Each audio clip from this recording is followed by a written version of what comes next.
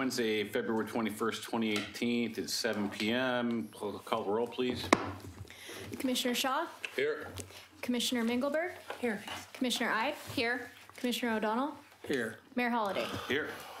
Please stand and join me in the flag salute. I pledge allegiance to the flag of the United States of America and to the republic for which it stands, one nation, under God, indivisible, with liberty and justice for all.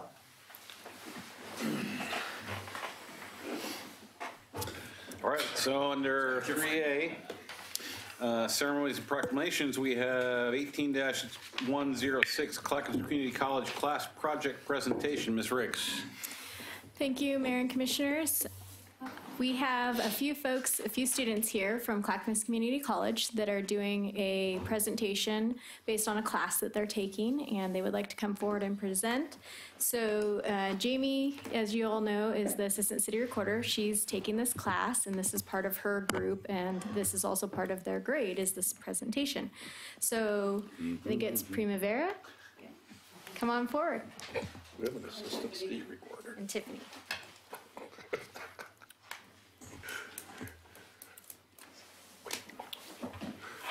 So before you get started, if you would give us your name and city of residence for the record, please. My name is Primavera Salinas, and I live here in Oregon City. And I'm Tiffany Sloth, and I live in Milwaukee. Okay. So go ahead and get started. All right, well, good evening. Thank you for having us. And we are the students from Professor Cole Chatterman's Business Communication course. And we are learning modern business communication methods, and we have been tasked by using tools for a good cause out of the classroom. So we selected the Father's Heart Street Ministry as a local organization that we would like to help. And members of our team had visited the Father's Heart to find out what was needed.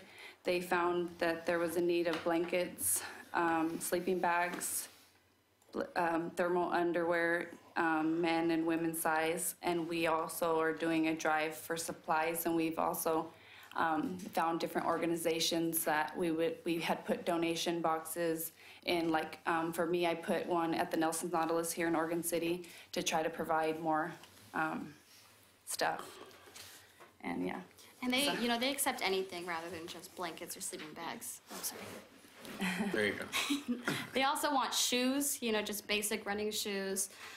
Women's size 7s is something that they really need right now too, or just men's jeans.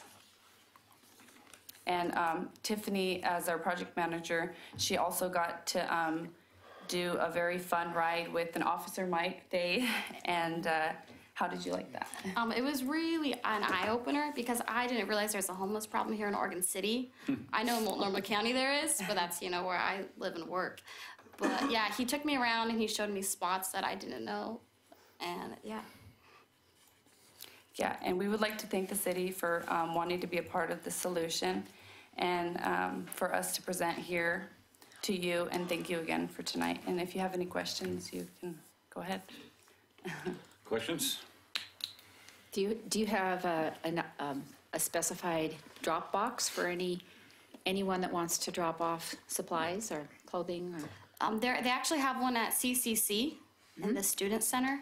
There should be a box or a poster put up Or in just there. take them to the Father's Heart? Yes, that works too. Yeah. Okay. Yeah. Good. Appreciate you folks, what you're doing there. It's a good cause, so Yes. thank you. Thank you. Thank you. Thank you. I'd say that's a B+, Jamie.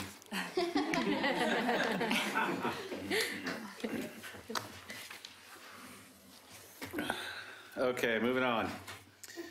Everybody okay with the agenda? Yes. Yep. Okay. So we're up to 6, public hearing, 6A, Can we do- 18-107, first and Excuse me, second. Can we do citizen comment, please? Oh, I blew citizen comment I'm right so off, sorry. didn't I? I apologize about that. So back to citizen comment. And we have, it looks like at least 3. So Martin Imhoff and William Gifford. Come on down.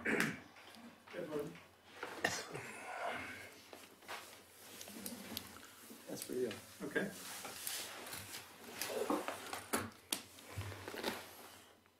Farm yours. Well, you called your name first. Okay. Trying to be polite? I don't know you yet, William. Nonsense. so- Well, you'd be the only one within 50 miles. Really? I am Marty Imhoff, a newer Oregon City resident, only 3.5 years. I live on Roosevelt Street up the hill, an R6 neighborhood of single-family residences. And I'm the husband of Sue Ann Imhoff, who submitted 2 requests for investigation to the planning office on February 5th. Request 3716 was about unlicensed contractors performing renovations at 523 Roosevelt, 2 houses up from us. Request 3717 was about the intended use of 523 Roosevelt Street as a halfway house for newly released inmates.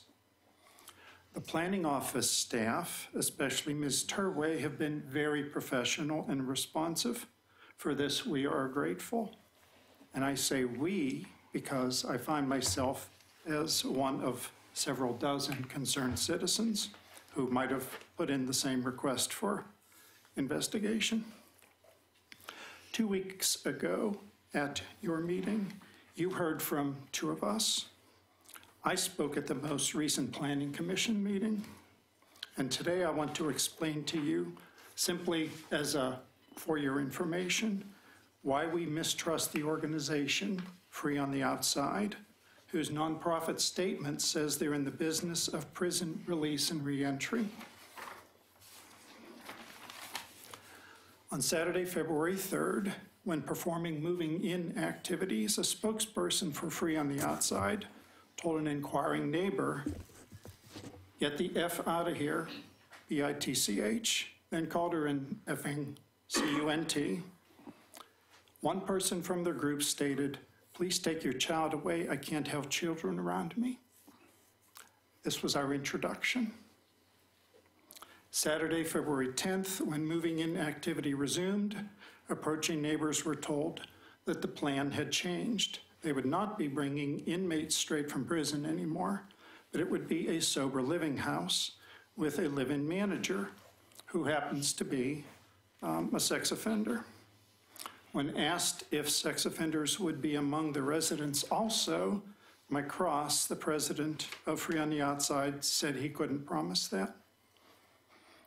Wednesday, February 13th, a seeming road rage incident happened with the house manager following one of our neighbors as she drove her children to their school all the way up Holcomb. We learned later from Mike Cross that he made a wrong turn at Holcomb when he meant to be going toward the airport, but he followed her quite a way up there. Sunday, February 18th, a spokesperson for Free on the Outside defended the house manager's sex offense that was directed against a minor, calling it consensual because she wanted it.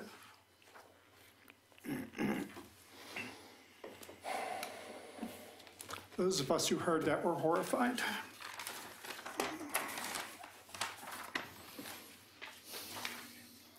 Through 2 different third parties, we now hear that Free on the Outside is planning a sober living home for women at 523 Roosevelt.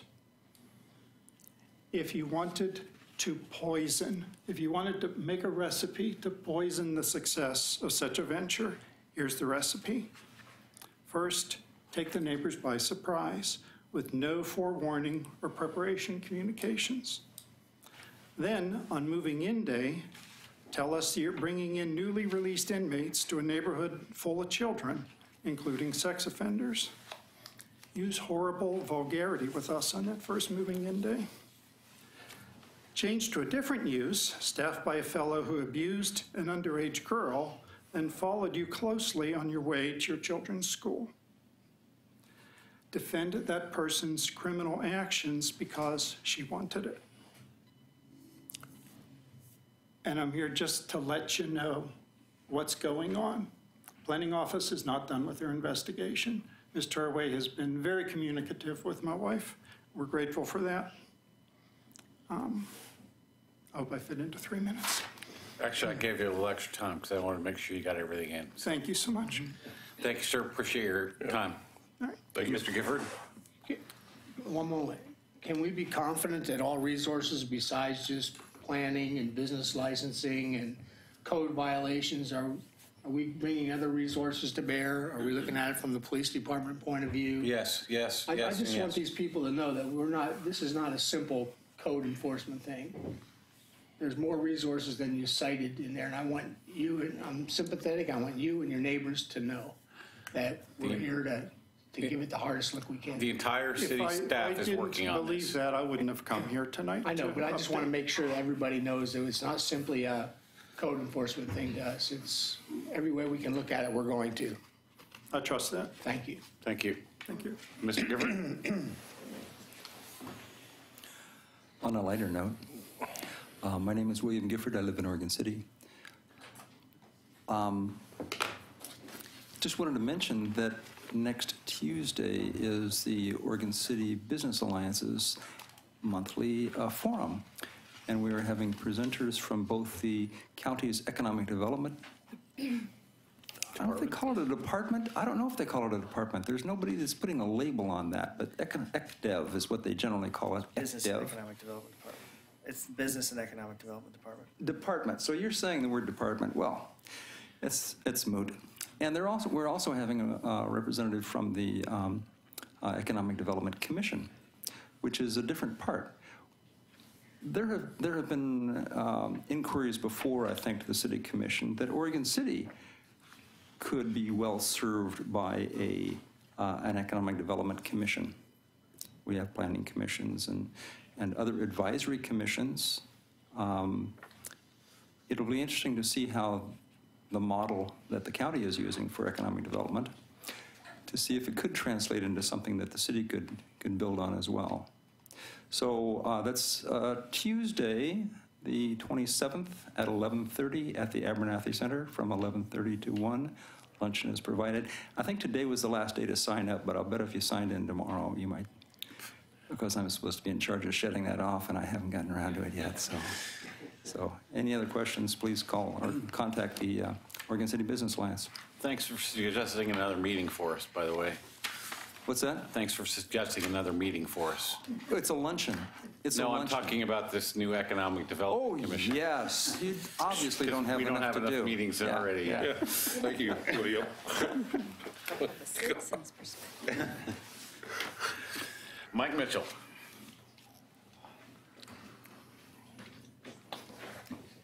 Good evening, Mr. Mayor, Commissioners. Thanks for the chance to speak. For the record, my name is Mike Mitchell. I'm an Oregon City resident.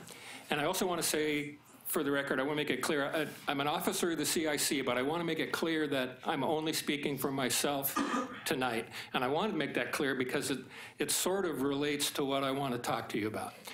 And that is the city's social media policy.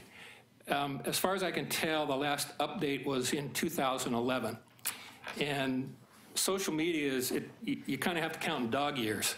A 7-year-old social media policy is so far out of date. For example, the most glaring thing, I think the most common social media tool that's being used in the city in a variety of different ways by a variety of different groups is Nextdoor. Some of them have some official connection with the city, some don't. Some are neighborhood associations, some are a subset of a neighborhood association. And there's no mention at all in our social media policy of how and when Nextdoor should be used. And I think we also need to look at the question of, my personal opinion, social media is great at disseminating information, letting people know how to get involved, how to make public comment, how to whatever. But it's a terrible way to try to conduct a public policy discussion. And I think that's what it gets into. And when it does, and I know Ms. Richter just loves it, as when what I was going to say, when non-lawyers go to Google to look for legal answers, but I did. And I think I'm correct to say that the case law is pretty vague yet on when does some of this stuff become public record? And have we addressed that? That's kind of a reasonable statement, right? If it starts to get into policy discussion, anyway. I know you have a lot on the plate.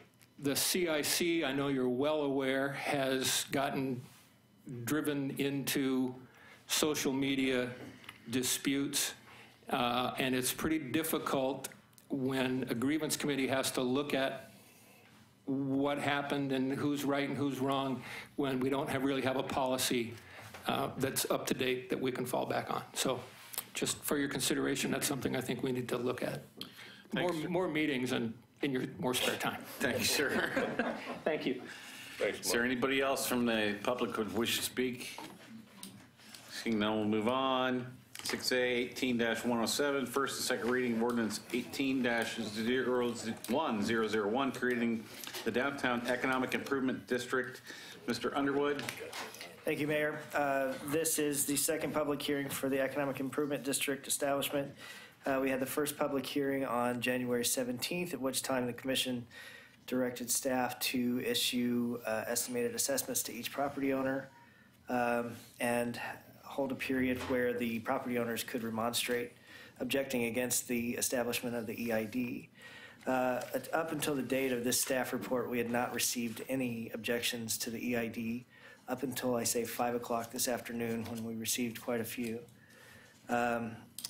So the threshold is 33%, so if we receive more than 33% objections to the EID, then we have some options that we can take advantage of. However, due to the late nature of the submittal this afternoon, we would like to request a continuance so we could go back and evaluate some of the information to see if it's eligible for objection, and come back with you with a definitive number as far as the percentage. And that would also give Downtown Oregon City Association a chance to look at the results and evaluate their approach to maybe working with the property owners to. Do you have a suggestion for a continuance date? It would be the next regular city commission meeting. Is there a motion?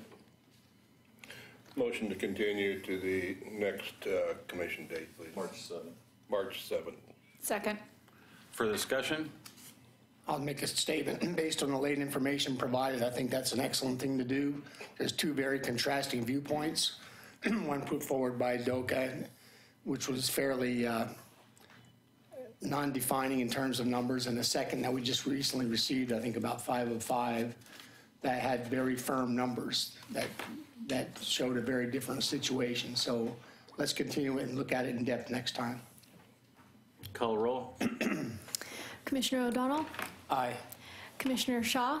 Aye. Commissioner Mengelberg? Aye. Commissioner Ide? Aye. Mayor Holliday? Aye.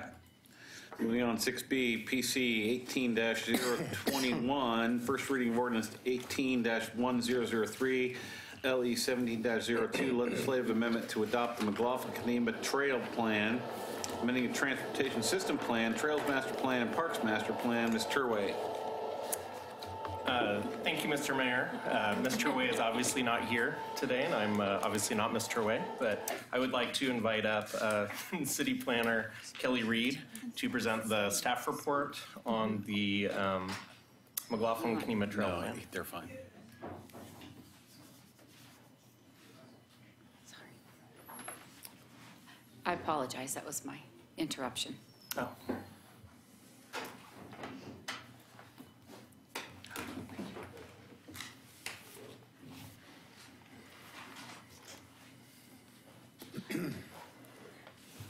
Thank you, Mayor and Commissioners.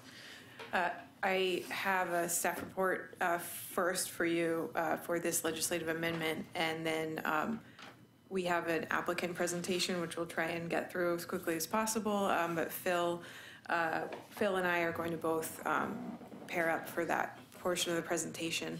But I have the dry staff report version for you here. This proposed legislative amendment is to adopt the McLaughlin-Kanema Trail Plan as an ancillary document to the Transportation System Plan, Parks Master Plan, and Trails Master Plans, all of which are part of our comprehensive plan. So this is considered an amendment to our comprehensive plan, which is why it goes through this legislative process. So the amendment would adopt the plan and then also amend the project lists within each of these sub-plans. We'll talk about the public process and the details about the trail plan a little bit more in depth later, but just to summarize, The McLaughlin to Kenema Trail would connect the McLaughlin Promenade to Kenema Children's Park, routing through Old Kenema Park as well. And what we have before you in the plan is an interim trail alignment recommendation shown here, and a permanent trail alignment recommendation, which is slightly different and would be implemented as funding becomes available in the future. Hang on, I gotta ask a question. So if we adopt this plan, does that somehow bind a future commission that this has to be exactly where we say it's gonna be or what we say it's gonna be?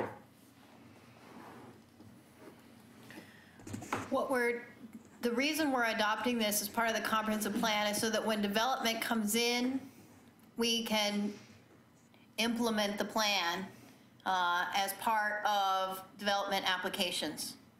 So it doesn't bind any future commissions because they can change the plan at any time. Okay, But the point is that when development permits are filed, we can implement the plan in Right. Okay, thanks. a planned way, thoughtful way. Sorry, Kelly, go ahead. That's okay. So this trail is actually a shared use path, which is meant for bicycles and pedestrians. Generally in our Trails Master Plan, a shared use path is 10 to 12 feet wide, paved, solid surface, and is designed for multiple users and is as ADA friendly as possible. So the actual amendments to the transportation system plan project list are, the plan is made up of a few different transportation system plan projects, so it looks a little bit different from the trail alignments that you just saw. But one amendment would amend TSP project S36 on the left side of your screen from that gray dashed line to the red dashes, which represent multiple potential alignments for the permanent trail plan that were vetted by all the property owners involved here that you see the trail running next to and through. Project B57 amendment would expand a bike route on High Street to, or on Center Street to also include a portion of High Street. The map on the left shows a few different TSP projects. D96 is a new project that would close off the left turn from Highway 99 to Tumwater Drive. Currently, that's a left turn in only one way onto Tumwater, and we've been working with ODOT through this process and have agreed to shut that movement down with a barrier that would be semi-permanent in that it would be removable in the event of an emergency where we'd have to be able to use that route for large trucks to turn around in the event of a closure farther down the highway. Project C37 is a crossing of South 2nd, and projects F22 and F34 are the same, but we're separating them into two separate projects because one actually pertains to this particular trail and the purple one actually doesn't. So we wanted to just separate those for clarity. Project FF21 is a family-friendly route in Kenema that currently is aligned on mostly on 4th Avenue there. And the amendment would expand this family-friendly route to include 3rd, 4th, and 5th Avenues in Kenema and all the connecting streets. The reason behind this is that the part of the trail plan is to change the speed limit in Kenema to 20 miles per hour. In order to do that, it has to qualify with certain traffic volumes and speeds, which it does, and it has to be designated as a bike and pedestrian route by the city. And so if we designate all three of these as a family-friendly route, then we can meet that criteria and we can change the speed limit on all three of those streets. The Trails and Parks Master Plan project lists are also being amended. This trail was contemplated not just in our transportation plan, but in our Trails master plan as Project L19, and it's part of the overall Oregon City Loop Trail, Project R3. And so both of those projects are proposed to be slightly amended to reflect the more refined plan for this trail. And so no major changes here, just some clarifications based on what the plan includes. And we can, of course, explain this a little bit more in the applicant presentation. And so as far as review criteria go for this legislative amendment, we're looking at Chapter 1768 of the Municipal Code, including statewide planning goals, comprehensive plan goals and policies, and of course our ancillary plans that we're amending, in addition to some state and regional transportation plans. And so the legislative amendment complies with all of these goals, policies, and plans. And in particular, I'll just pull out a couple of them. One is goal 8.1 of our comprehensive plan to develop our park and recreation system, seeking opportunities to coordinate and partner with other departments, agencies. This project included coordination with Public Works, Parks, ODOT, and Portland General Electric. Land use and transportation, connections and multimodal travel options. Our comprehensive plan really emphasizes multimodal travel, bike and pedestrian safety, and connectivity. And so this plan would implement a lot of those policies. And then of course, safety, we're including a lot of safe crossings for pedestrians and bicyclists of South 2nd and also Highway 99.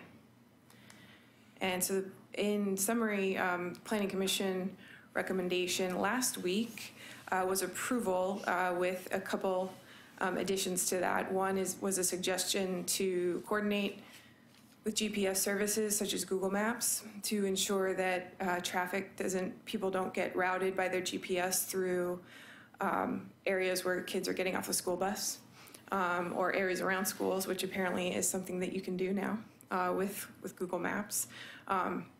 And then also just to clarify, the Planning Commission wanted to clarify that any future trail work that requires review would come before them for review. Any questions? Yeah, could you go back to the map of the first transportation projects, please? I think that way. No, it was... This one? Yeah, that one. Yeah. Okay, we're looking on the left-hand side and looking at G37. C37. Anyway, it seemed like the preferred long-term alignment went along High Street, but you're proposing pretty major traffic calming and pedestrian safety features there on a very busy road that gets used a lot. So I'm hoping that will be coordinated, as in don't build this until you get the final alignment figured out so that you're not having to tear it down later. Absolutely, yeah. That project has evolved a little bit from throughout the life of the planning process. So we were really looking at that particular location, Tumwater and South 2nd. And then the plan has since been revised. And so you'll notice there that the description of that project, it's probably too small to read on your screen, but it's just generic crossing of South 2nd. That would be, the location of which would be determined through an engineering study. So that crossing could be at 99 or at High Street or at South 2nd. And we just didn't have enough information really at the time to know which was the ideal location. Thank you. So to follow up on that, if you go from the green C37 dot going south, I'm confused about that whole section, because it dead ends into a house. You know, if you turn left, you go through the little side street and parking lot of the tavern. Why is that there? So the family-friendly Route 22 is actually, it's currently in our plan that way. It just also includes the purple. So the purple and red are combined as one project right now in our TSP. And that red line, as it, like you said, dead ends into that private property, it connects up with Project S36, which is, I don't know if you guys will be able to see this part, but it's the original. So you're going to take There that we go. little half left jog right there. Yeah, it would be this area right here is where those meet up. Right, okay, all right, thank you. I'd like to follow up on that comment. If you go back to the other slide. So I don't really need a traffic engineer to tell me there's a restricted sight distance on that. I travel it all the time. I've walked across it when I was campaigning.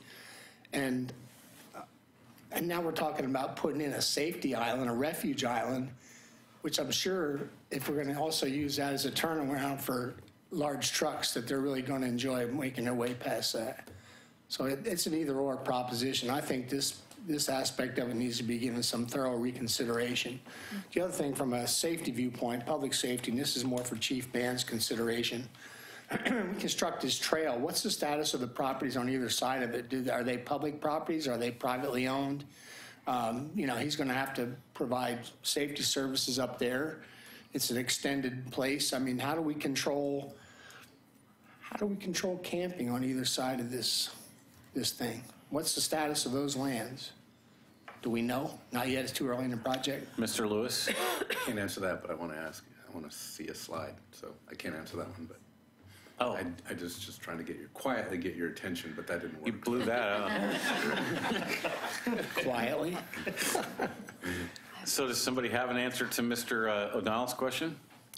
Are those public properties? Are they going to be future park properties? How do we control how they're used? The properties south of 2nd along Tumwater, I'm talking about for the length of this trail. Looks like the railroad. You know, you get the railroad proper, and then you got property on either side. Gotcha. How do we control the use of that? How do we put Chief Band and his crew and our city in a strong enforcement position so that this doesn't turn into the next general campground? Yeah, we did involve police through the planning process. Officer Wadsworth was present at our internal planning meetings.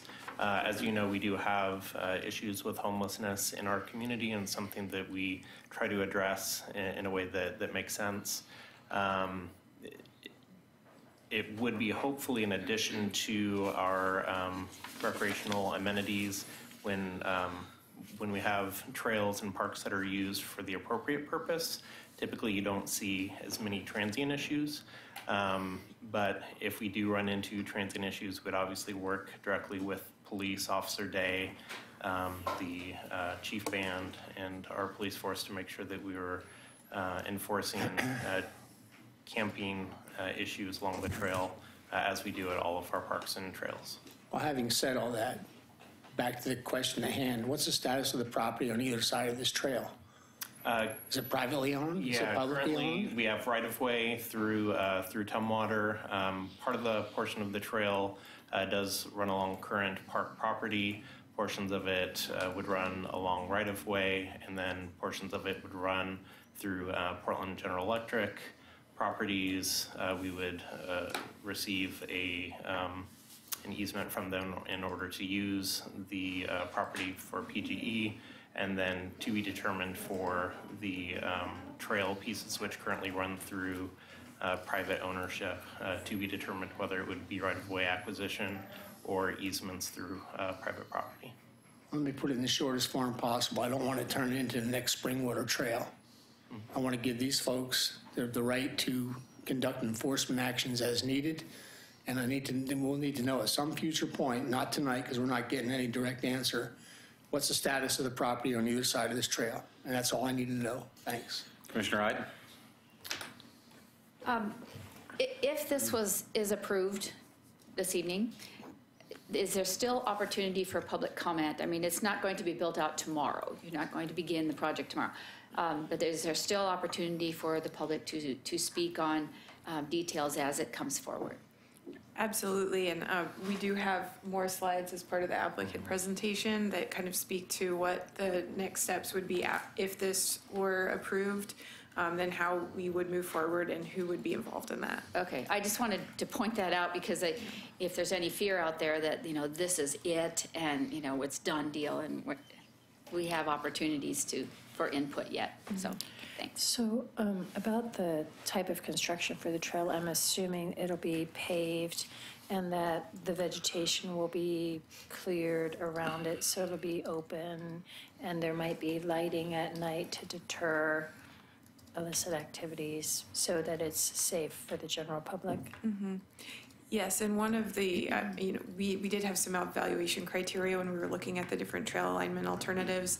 And one was, safety from cars, and another was kind of security and safety, as your personal safety. And so we looked at some alignments that went behind the PG substation and ruled those out because it's just not a safe place to be. Lots of places for people to kind of hide, and then you're trapped back there. And so that was a big concern with folks, and we did rule out those options that would have led to some problems. Okay, thank you. Anybody else? Okay. Kelly, can you move forward to the slide that showed the Parks Master Plan map real quick for me? I just think I might have missed something. This one? Yeah. I can't, my eyesight's not good enough, but I just want to make sure we're not mismapping We're looking right that right there. Can anybody see that clearly enough to figure out? We're not mapping the Public Works upper yard as a park in that map, are we? Do you really want to go there? I don't want another adopted plan that has that map problem with it. So I guess that's my only, I can't tell from here, but I'd like to. No, that's even worse. Yeah. I just want to make sure that we don't adopt a plan that has a map inaccuracy in it. Well, this is just a screenshot of our existing trails master plan map. So we're not actually So that's not proposing part of the any adopted redrawing. plan? Yeah, this is currently adopted. All I did was highlight in yellow the two trails that we're talking about. Okay. Well, I see what Mr. Lewis is saying, an accuracy of any document, whatever form it may take, it has to be, it's important. Right. So and I'm sorry, Kelly, if I didn't catch that before. Okay, moving on. So the next part of the public hearing would be the applicant presentation, which Phil is going to kick off. I'm confused about the applicant piece because I thought we were just, huh? We are the applicant. Go ahead. So Kelly's providing the staff report as it is a city project, and the city is the applicant. Okay, thank you. So staff will be providing also the applicant information as we move forward.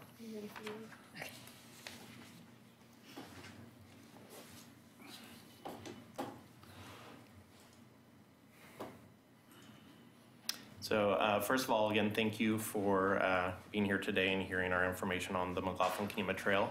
It is an important piece of our trail system and our connectivity from neighborhood to neighborhood. The purpose of connecting McLaughlin to Kenema is really to connect some of our important assets within our community. Some of the key park features that will be connected through this trail would be the Kenema Children's Park and the Kenema Bluffs area, which is a metro property, Old Kenema Park, which is a nature park in the Kenema neighborhood and is a great example of a nature area within our community that doesn't really have a lot of access currently. This trail would allow that. The McLaughlin Promenade, which is one of our key pieces within our park system, and then the Willamette Falls River Walk, which you just adopted as a master plan a few weeks ago, which this will be a key piece in connecting, again, the river walk to the promenade and connecting to further down the Kenema Children's Park and Kenema Bluffs area. So the purpose, again, is to implement the 2013 Transportation Systems Plan. Of that, we have some shared use pathways, which are included there in the center. Additionally, we have family-friendly routes, which would be included through the Kenema area. We'll go into a little bit more detail on the family-friendly routes within Kenema a little bit later. Additionally, we looked at some of the crossings, particularly crossing Jerome across 99 in the Kenema area. Can you go back for a second? Yes. I'm still a little confused about, so if we come down Tumwater south to where the little dots stop, how do we intend to get across those two private properties? Yeah, so those are currently zoned as mixed use. They're not currently used to their full potential through our plan, through our comprehensive plans. And so once they do move forward with possible eventual redesign of those properties, that would trigger an effort to look at where the trail would be located for our permanent route, which would be either we have a couple different options that we'll show a little bit later, but either back behind the properties, through the properties, straight along Tumwater, if that is an option, or along 99E as well. Okay. So the other purpose is to implement the 2004 Trails Master Plan. As Kelly pointed out earlier, this would be a connection point for the Old Kenema to McLaughlin connection, what we are now calling the McLaughlin to Kenema Trail. Additionally, it is a smaller section of the larger Loop Trail, Oregon City Loop Trail, which is a regional plan working with Metro and other agencies throughout the region for a regional connection strategy. I'll turn it over to Kelly to discuss the planning efforts further. I won't hurt too much on any of this. I know you guys have a full agenda. But I just want to tell you a little bit about the process that went into this plan. So we first, looking at existing conditions, we have some really nice areas like Old Kenema Park, and then some challenging spots like on McLaughlin Boulevard where the sidewalk ends, and then you're kind of right next to traffic on 99. It's not a very comfortable place to walk, but people currently do it. There is a bus stop right there even. And then we've got the Kenema Historic District, narrow streets, no sidewalks, but a great historic character, where we've kind of already ruled out the possibility of traditional sidewalks and curbs in this neighborhood. And so it was a challenge to kind of figure out how do we get safe, safe pedestrian routes in here. We looked at parallel streets as well, such as High Street and South End Road. You see the shoulder there, it gets pretty narrow. And then of course, Highway 99, where we do have a TSP project for a crossing at, I believe it's Jerome Street or Hedges right there that's shown in the picture. But as it is currently, it's a little bit scary to cross. And so this project, we really did some heavy community engagement. As you can see in this list, lots of communications, mailers, lots of meetings. We formed a community advisory group which met 4 times, and we had lots of meetings with neighborhood associations and other stakeholders between June 2017 and last month. And so the community advisory group, about 16 representatives, that group established the goals and evaluation criteria for the trail. We reviewed different alignment alternatives in a series of 3 meetings. And then we held a 4th meeting after hearing some additional feedback from property owners in the fall. And so that roster included property owners along the potential routes, as well as representatives from ODOT and PGE, which were major stakeholders in this trail plan as well.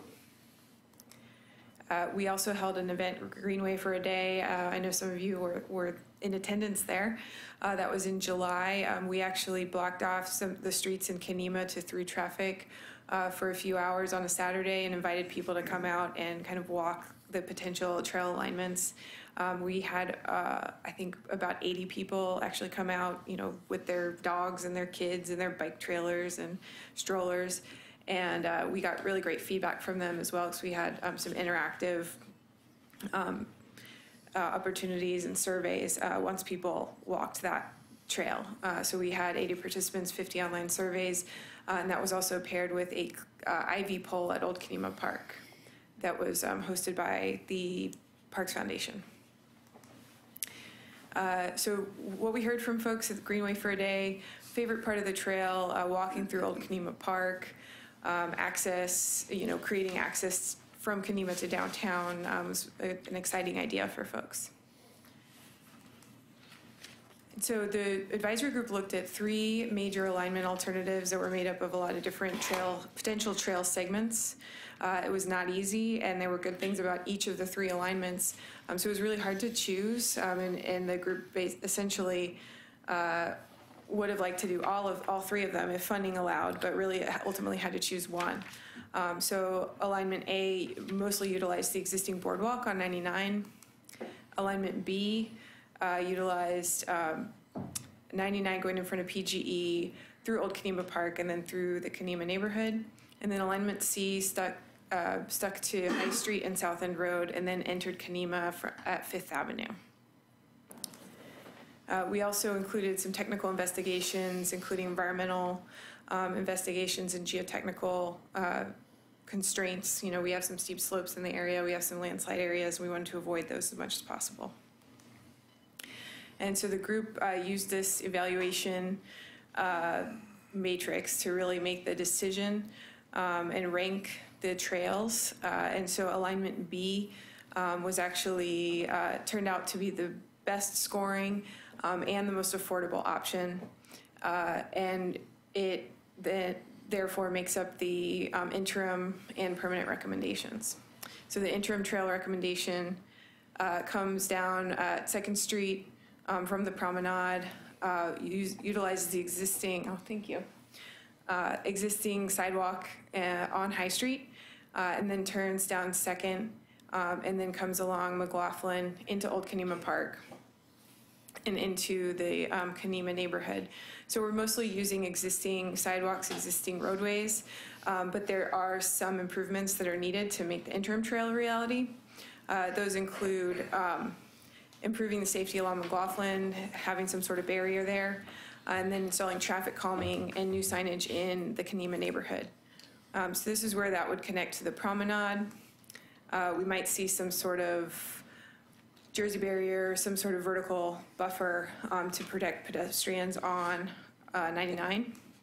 And then within Kenema, I mentioned the 20-mile-per-hour speed limit, on-street markings, visual narrowing, wayfinding signage, potential addition of stop signs and speed humps. And those on-street markings would look kind of like that little black and white marking that you see on the right side of your screen. We use those as temporary stencils for the Greenway event, and so our permanent street markings would look something like that to indicate that it's a family-friendly route. The permanent trail alignment recommendation is slightly different. Instead of going along High Street, we would utilize the VFW parking lot. We worked closely with VFW. We would expand or add the path adjacent to the existing driveway that comes down to Tumwater Drive. Closing off that left turn from 99E makes that safer so that if people are walking in that area, you don't have cars zooming in from Highway 99. And then the trail would continue on Tumwater. From there, of course, like we said, we're not totally sure where the safest crossing is, and so it could be here at Tumwater, it could be up at 99.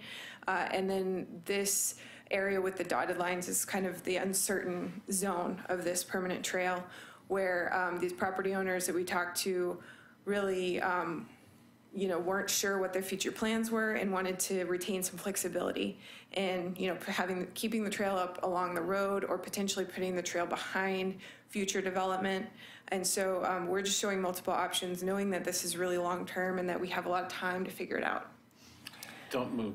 Hang on a second. I got to ask probably Tony this question. So if we look at down in Kenema, 4th Avenue, just below where it says historic platted right-of-way, there's a space that looks like a street there, but I don't think it's actually a street. A space that looks like a So street. directly underneath where it says historic platted right-of-way, Right. that long, Yep. is where 5th turns, there isn't a street that goes straight along there, is there? It's platted. It's a paper street. Okay, so, but we still retain the right-of-way and it hasn't been vacated. As far as I know, assuming this is the most up-to-date plat map we have. That's all right, it's just completely just for my information. And that was one of the segments we looked at actually as part of Alignment C, included that historic platted right-of-way. So the trail would go on PGE property. PGE has a letter in the record regarding this, and they're a willing participant. And they suggested that we enter into a not an easement, but an agreement for use of their property that would be. I'm blanking on the exact terminology that they Memorandum used. of understanding? No, it's more. Shared use agreement? Access intergovernmental agreement? We'll come up with eight. It'll come to me. Some agreement. It's Okay. less than a permanent easement, but more than a MOU or a shared use agreement. But essentially, they'd be granting public access to the front of their property, and we would be working with them to add the shared use path in front of the substation, far enough away from the fence that they're comfortable, and far enough away from the road that people are comfortable on the trail. Kelly, could you start at VFW, where that goes from McLaughlin Promenade purple to red? Yes. So VFW parking lot. Could you just walk through public and private as you go south along the trail? Sure. So we own the VFW parking Yeah. lot, right? Yes. So this is public right-of-way, all at the parking lot, public right-of-way on Tumwater, public right-of-way on South Second.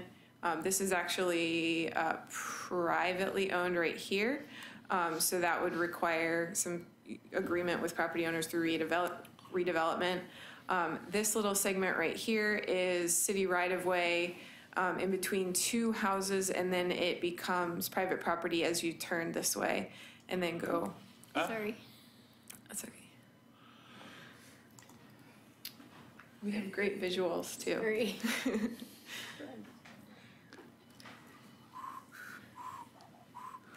I can do it. I can, yeah. So then this is private, the PGE, we talked about that. And then from there, it's all public property. So public property through the park, and then using right of way through Kanema. Okay, thank you. Sure. So the trail in Old Kanema Park would be widened. It's 5.5 feet wide now, and it's pretty destroyed by tree roots at this point. So that would be smoothed out and widened. And then through Kanema, we'd see that traffic calming and those street markings to indicate that it's a shared space. So here, this is the existing VFW driveway.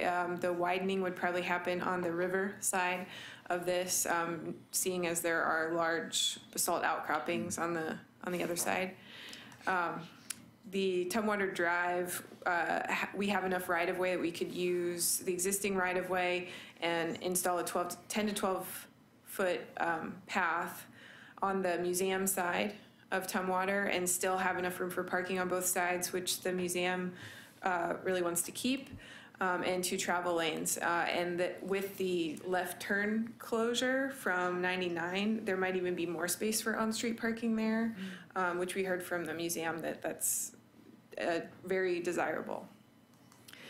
This is the concept crossing. Again, we don't know if Tumwater is the right location for it, but this is just a very conceptual drawing just to kind of give people an idea of what we mean when we say an enhanced, safer crossing. That looks like a disaster. And it might be. And so we do need more study to figure out if this is the appropriate location and appropriate design. As somebody who travels through that intersection at least twice a day, you know, putting that beyond the speed limit. Not me. I've had speeding taken years. But just stopping that, the ability to come down South Second and then be able to make to turn either towards Canby or towards downtown Oregon City. It's just, you know, I just think that's a disaster waiting to happen. So, sorry. I agree. And I also think it's not going to serve as a turnaround lane with that safety island in it if we choose to divert traffic during an incident. I think it's an accident looking for a place to happen. Yeah, this hasn't been engineered. These were just landscape No, but we're architects talking that drew about it. this. So, you know, Okay. very conceptual. If the trail continued along Tumwater with redeveloped property in that mixed-use zone, we might see, you know, patio restaurant seating with the pathway right next to it. But we do want to make sure, and I think this is in the plan, that the advisory group felt very strongly that the trail wouldn't make sense going behind this new development if the new development was kind of turning its back towards the trail with no windows and no activity back there, that it would only work if you had something like this where there would be people outside or eyes on the trail. I think this is back to Phil. Yeah.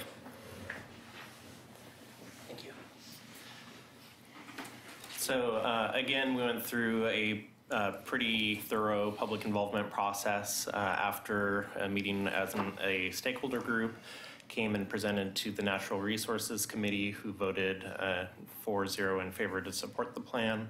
We also, during the month of January, met with the Transportation Advisory Committee, which voted 7-0 to support the plan, and the Parks and Recreation Advisory Committee, which voted 8-0 to support the plan. Additionally, this has been brought forward to the Planning Commission, which also supported the plan. Next steps. So if this were to be approved by commission at this meeting and the second reading, we would then move forward to do some of the short-term and then long-term pieces in order to move this plan forward. Some of the short-term pieces might include things like the family-friendly routes through Kenema, instituting the 20-mile-per-hour zones.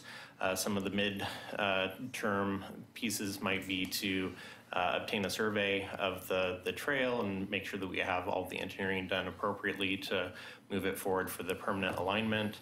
And then eventually moving towards the longer term of constructing the permanent trail improvements. The temporary trail improvements, again, would be on the shorter term.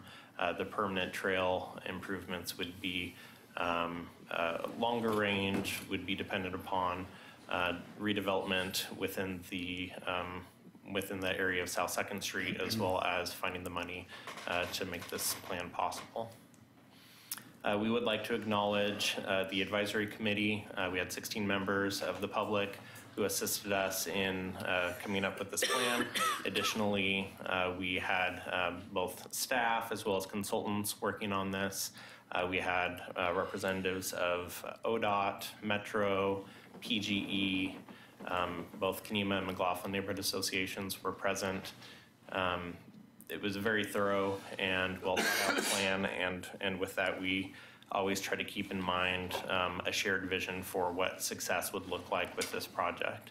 So with that, we would open it up to any questions or turn it over to the commission for discussion.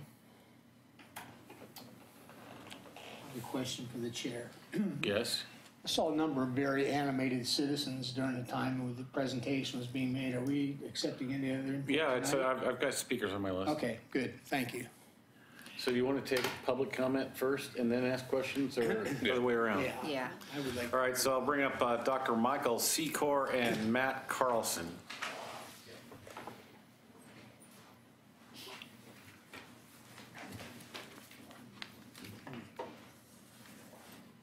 So your time limit is still the same, 3 minutes. If you'd state your name and city of residence for the record, please. Dr. Michael Secor. I live in Milwaukee. I own the Highland Stillhouse, though, in Oregon City, and co-owner of the property at the end of Tumwater Drive that has come under discussion by Commissioner O'Donnell and many others. I was late in really being involved in this process, and I think some of that, I think this is a nice project and one that I compliment.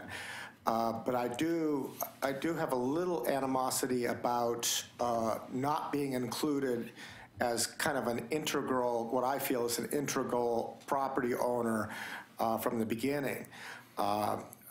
Certainly willing to work with the planning of this, but don't want it railroaded into my property ownership rights.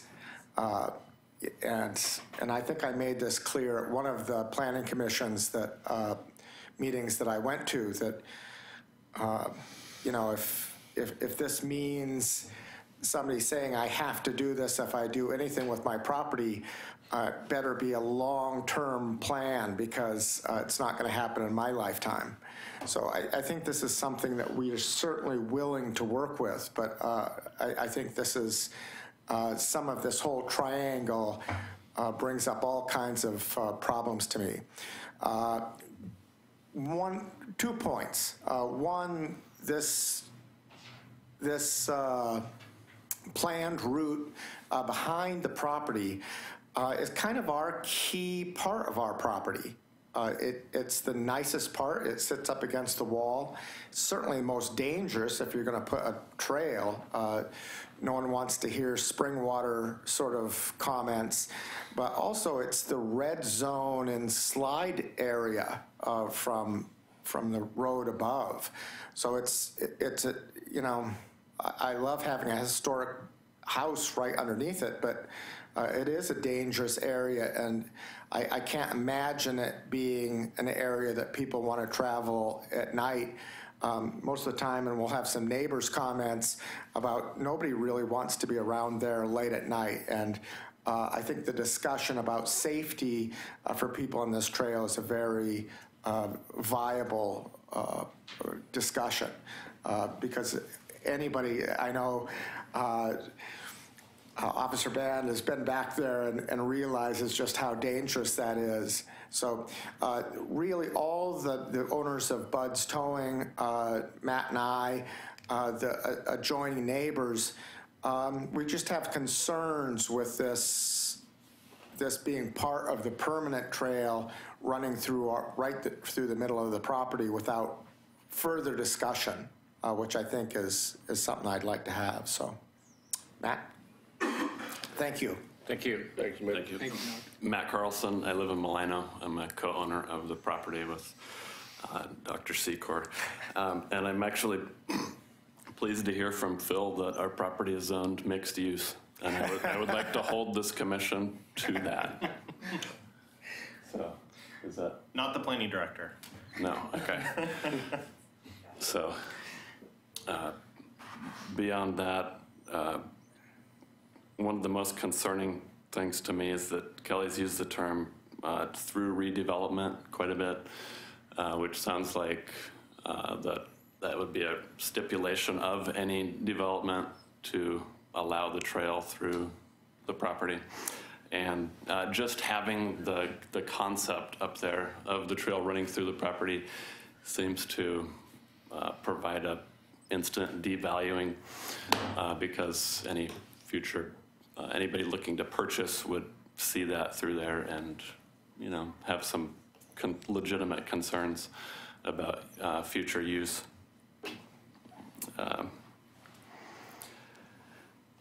So I would like to see that the permanent alignment more follow the route of the 99 and not go through the convoluted triangle through a lot of private property.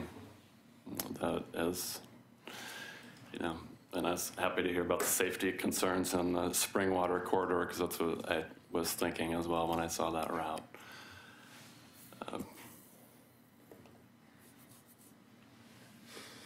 And the status of that property is, it is privately owned, and as far as I know, not zoned mixed use, but thank you.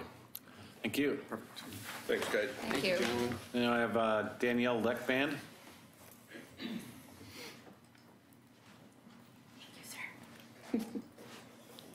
Hello, Mayor Holliday and commissioners. I thank you for tonight. I am Danielle Leckband, and I am the homeowner at 320 Tumwater Drive. That's okay. Yeah, and the part of the alignment, I'm next door to Mick, their property, and our property is not mixed use. It is a home. We live there. It's been in our family for 75 years. My concern, I have two concerns. First concern is the fact that the line alignment goes right through my deck, right on top of my laundry room, and right through my little driveway that's next to my home. So that's one of them. And then the back part of it goes through my backyard as well, which part of it we do understand is like city right-of-way, but that was platted back in 1914, and this is 2018. Things change. The other concern I have is for our chief of police is safety. I have children that attend school here in Oregon City, and I am concerned if the trail goes right next to my home, what is going to stop drug use and tents and homeless people and tagging of my home, as well as break-ins of my home, and I'm scared for the safety of my children. That is my question. How are we going to maintain safety of the area if it's hidden behind a bunch of properties? That's my question. And it's about a 50-foot drop from above my property down to the road. And as a mother and a teacher, I am questioning safety of babies in strollers going down such an incline like that. So, and again, in our road there on Tumwater, and the little dot that extends to 99, we have people that go around that corner that are intoxicated that drive very fast. So if you have pedestrians and bicyclists coming through there, they may get hit. That's my concern. Okay. Thank you. Thank you. And then just for the record, there was a letter that was submitted by a few of the folks that have spoken tonight, and it's being passed around to you. That'll be submitted for the record as well. Thank you. Is there anybody else in the audience wishing to speak? Okay, so on to discussion.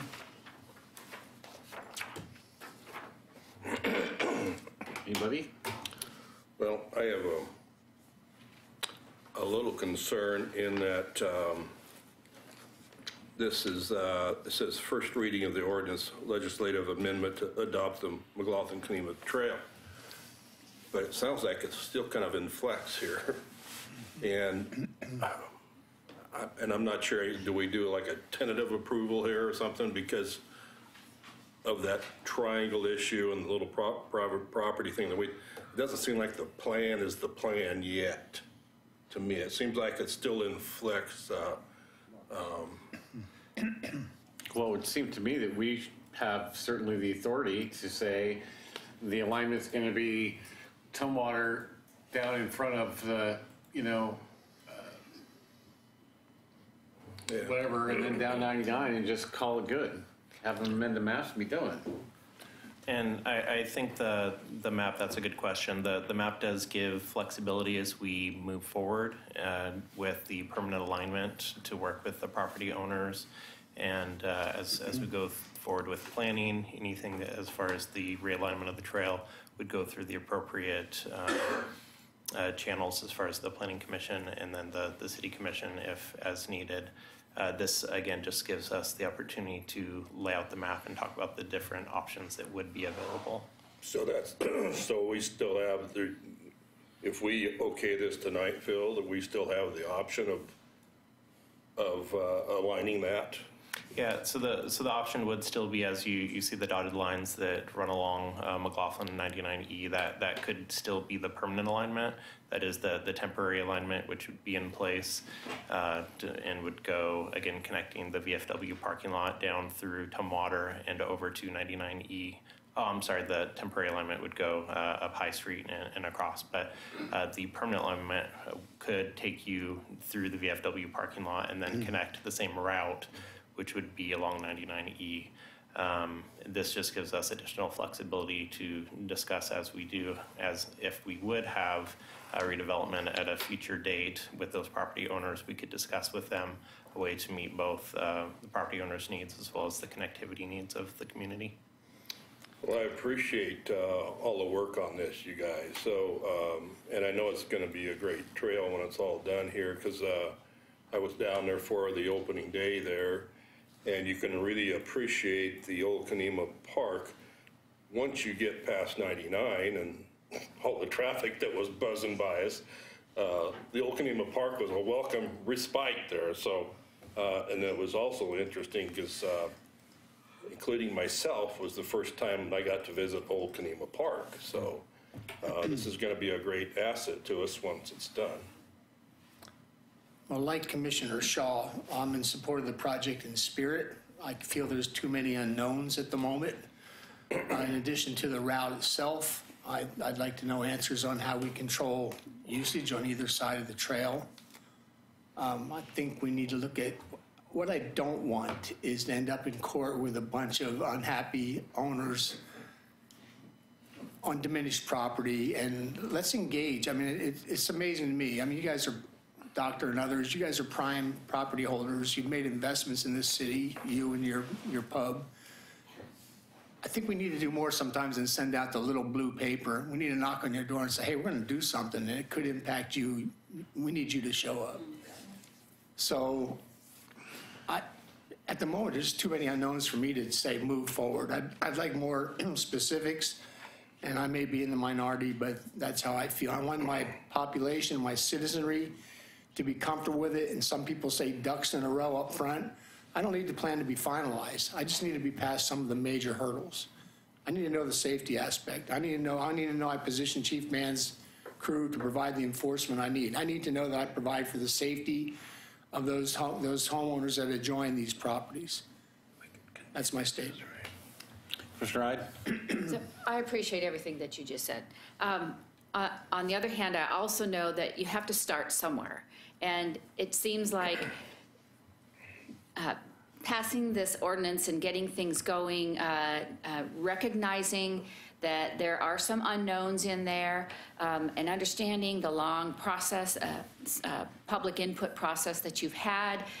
You have taken the time to listen to people, and we are listening, and we hear your concerns. And okay, so you came into the situation a little later than you had wanted to, but there's still plenty of time for citizens to give a lot of input. We, as a commission, it's our responsibility to make sure that we have a livable, safe community. That's one of our goals. And so, we're going to be on top of this as we go into the continued planning process on this whole thing. So I personally don't have any problem with, moving forward, even though there's some unknowns, because I just feel like we will be addressing those in time. Did I see a timeline on here somewhere down? I thought I saw something happening in January or February. Can you go back to that? It was, here. Yeah. So, we've got from, this is January 2018, and then construct permanent trail improvements in March of 2021 and on. I mean, there's a lot of time in there, and decision-making that will need to be done along the way. So I'm fine with it, with what we're trying to do tonight.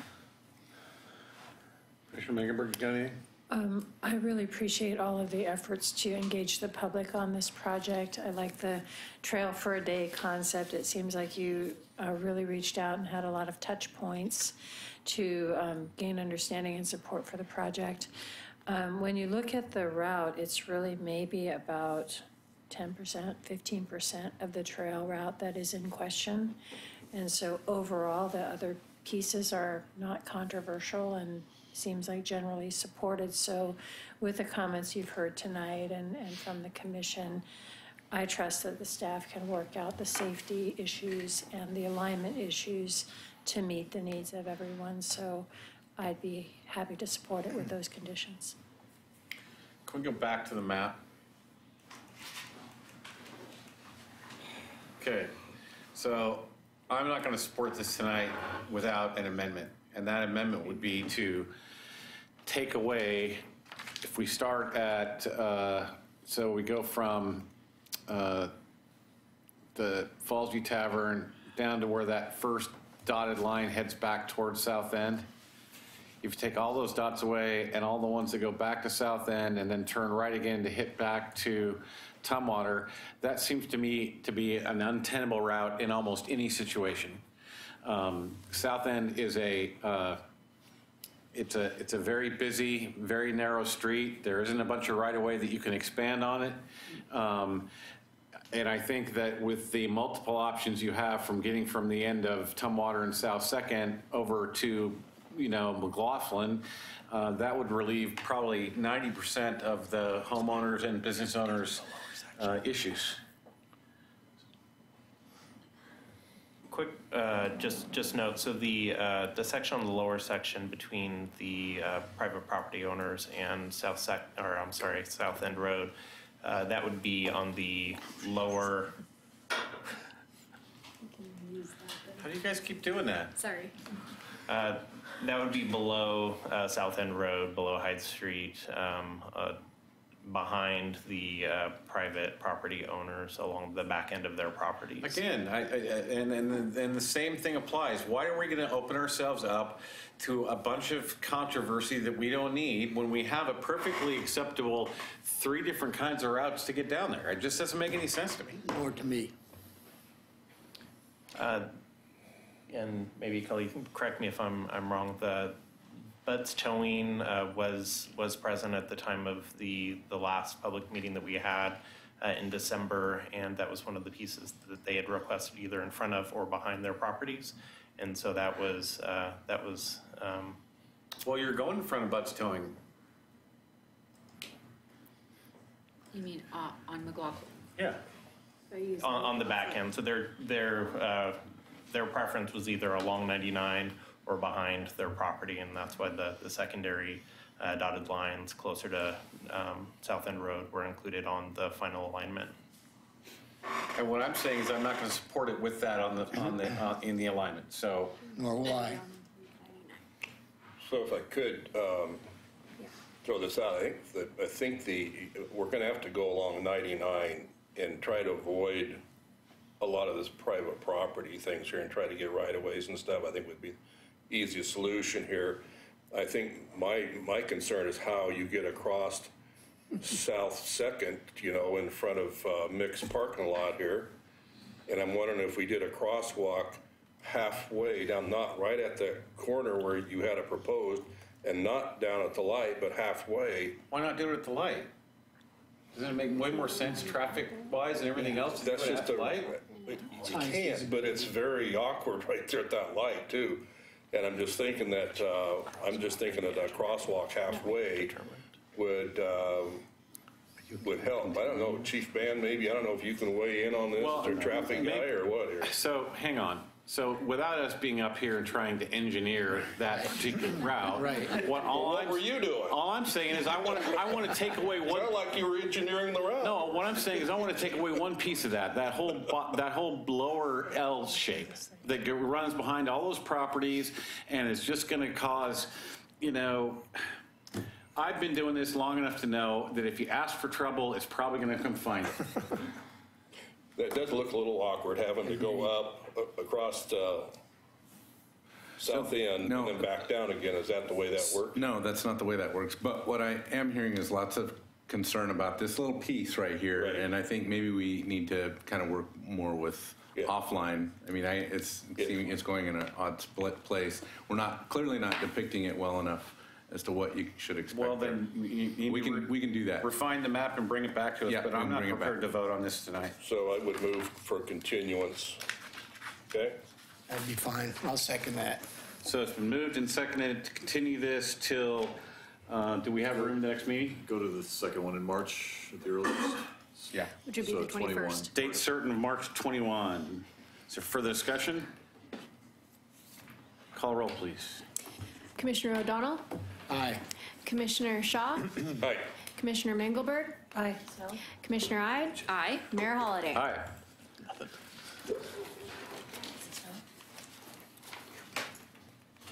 Okay. Moving on. Moving on.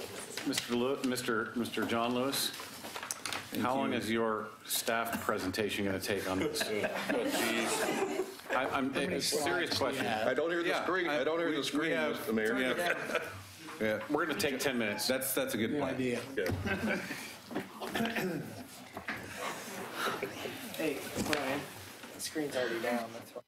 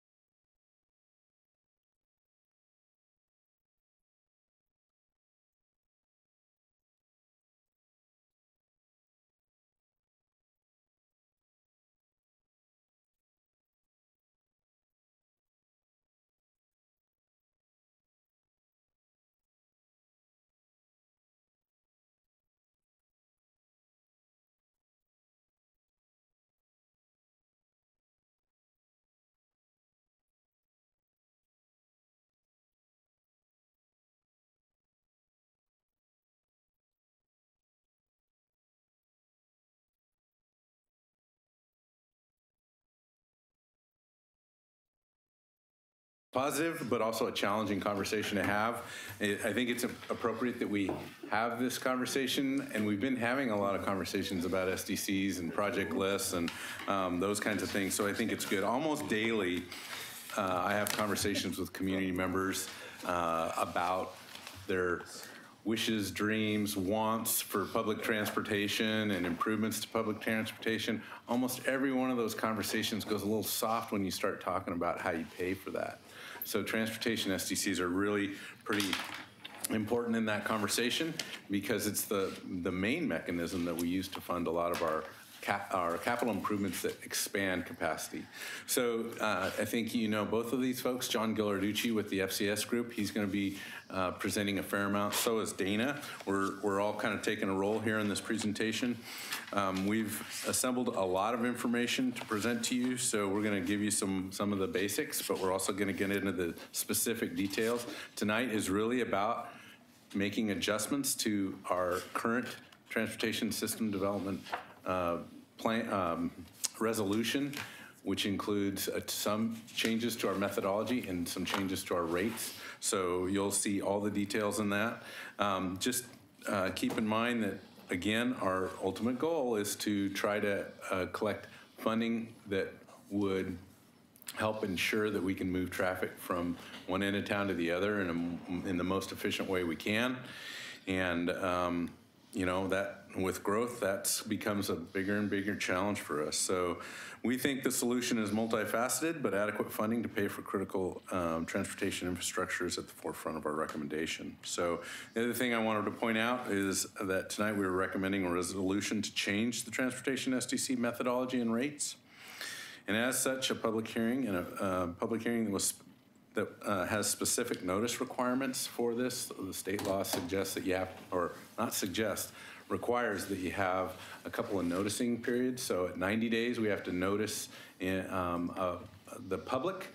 We also have to reach out to major groups like the Homeowners Association, or not the Homeowners, Home Builders Association, and a lot of our development community. We actually sent them direct mailers on this change and this particular meeting tonight.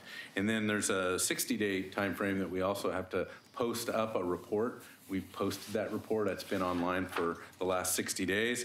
So with that, we're going to kick it off, and I'm going to cover this slide, and then we're going to hand it off to Dana. So transportation SDCs have been around since 1991 in Oregon City, that is.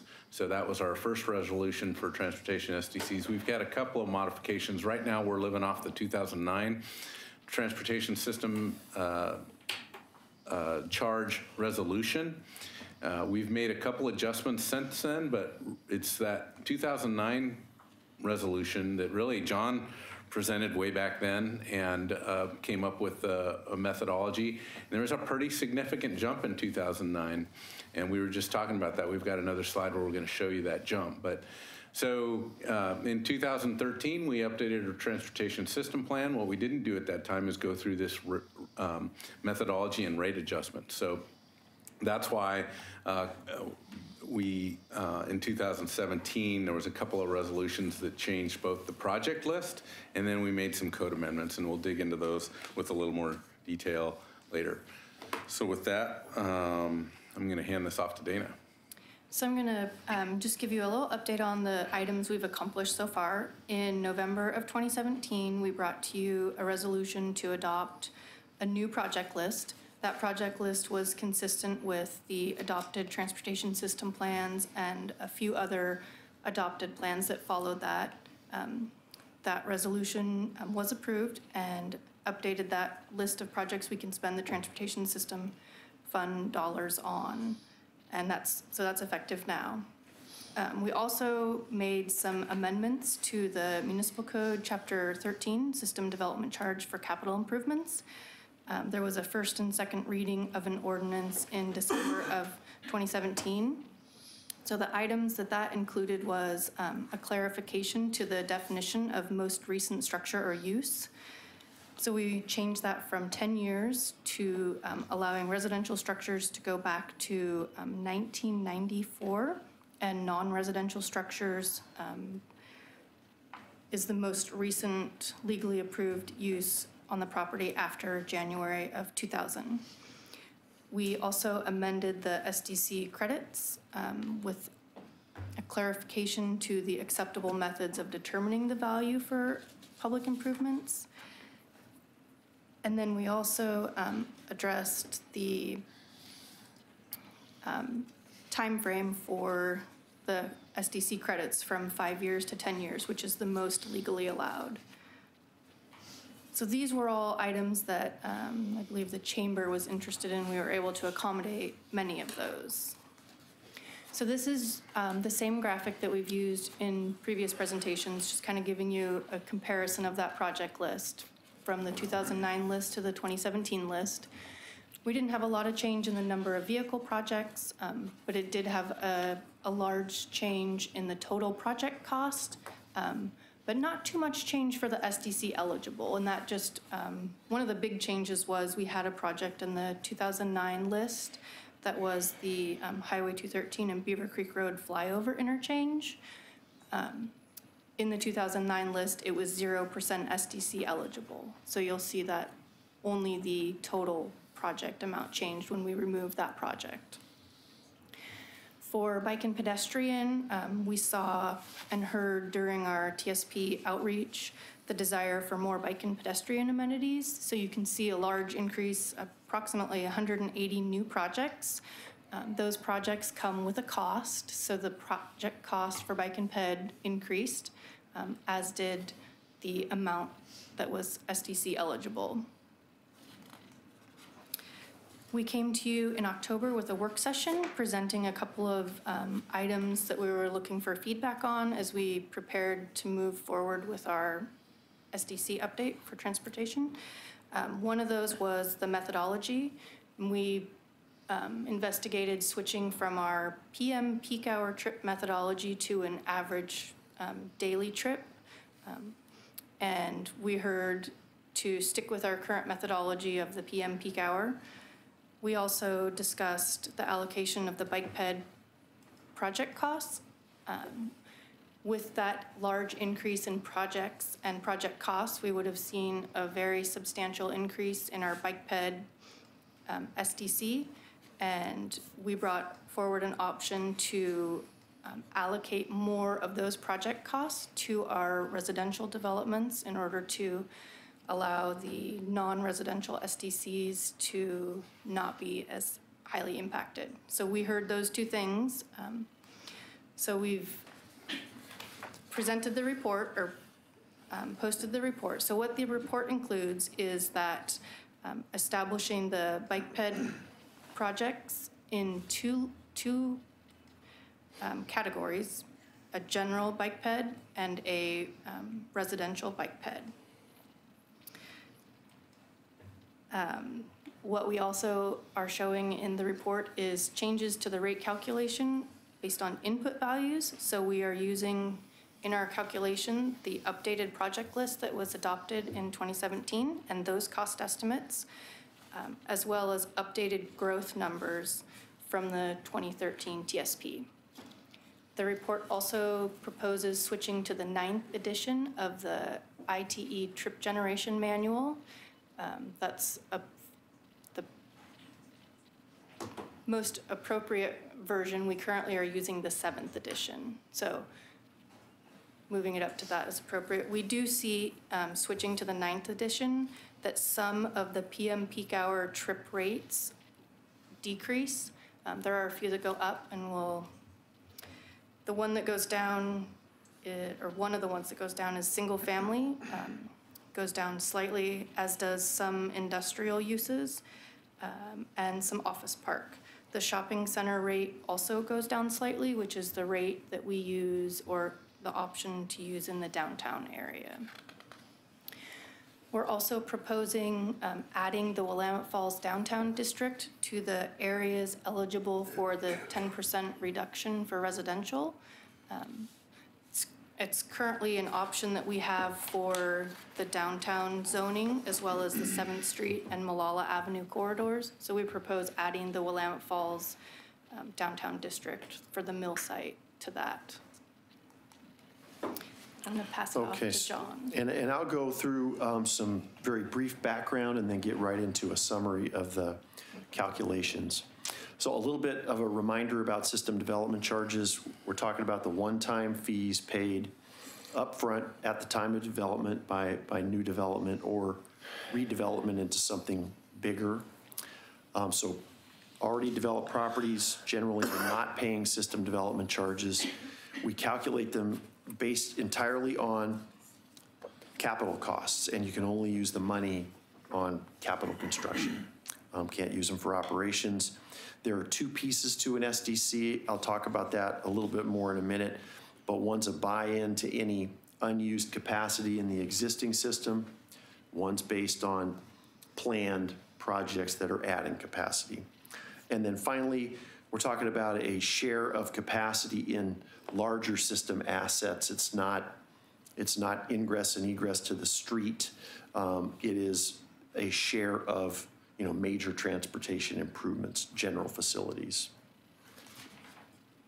We follow the law very carefully. We've had a lot of experience with it, ORS 223, 297 through 314.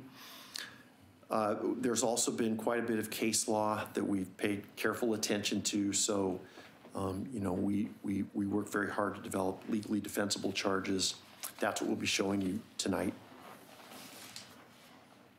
The two components that I talked about, that buy into any existing unused capacity is called the reimbursement fee.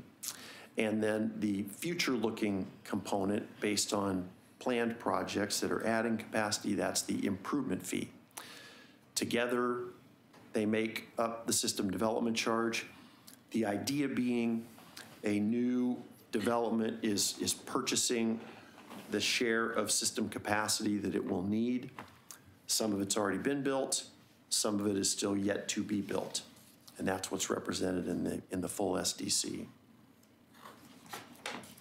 There are provisions in the law so that when a developer constructs a capital improvement, basically a capital project off the list, and it is of a larger size than their development needs, you have to give them a credit against their system development charge. So that's something that's already in the city's code, and so their city's consistent with state law there, but it's an important feature.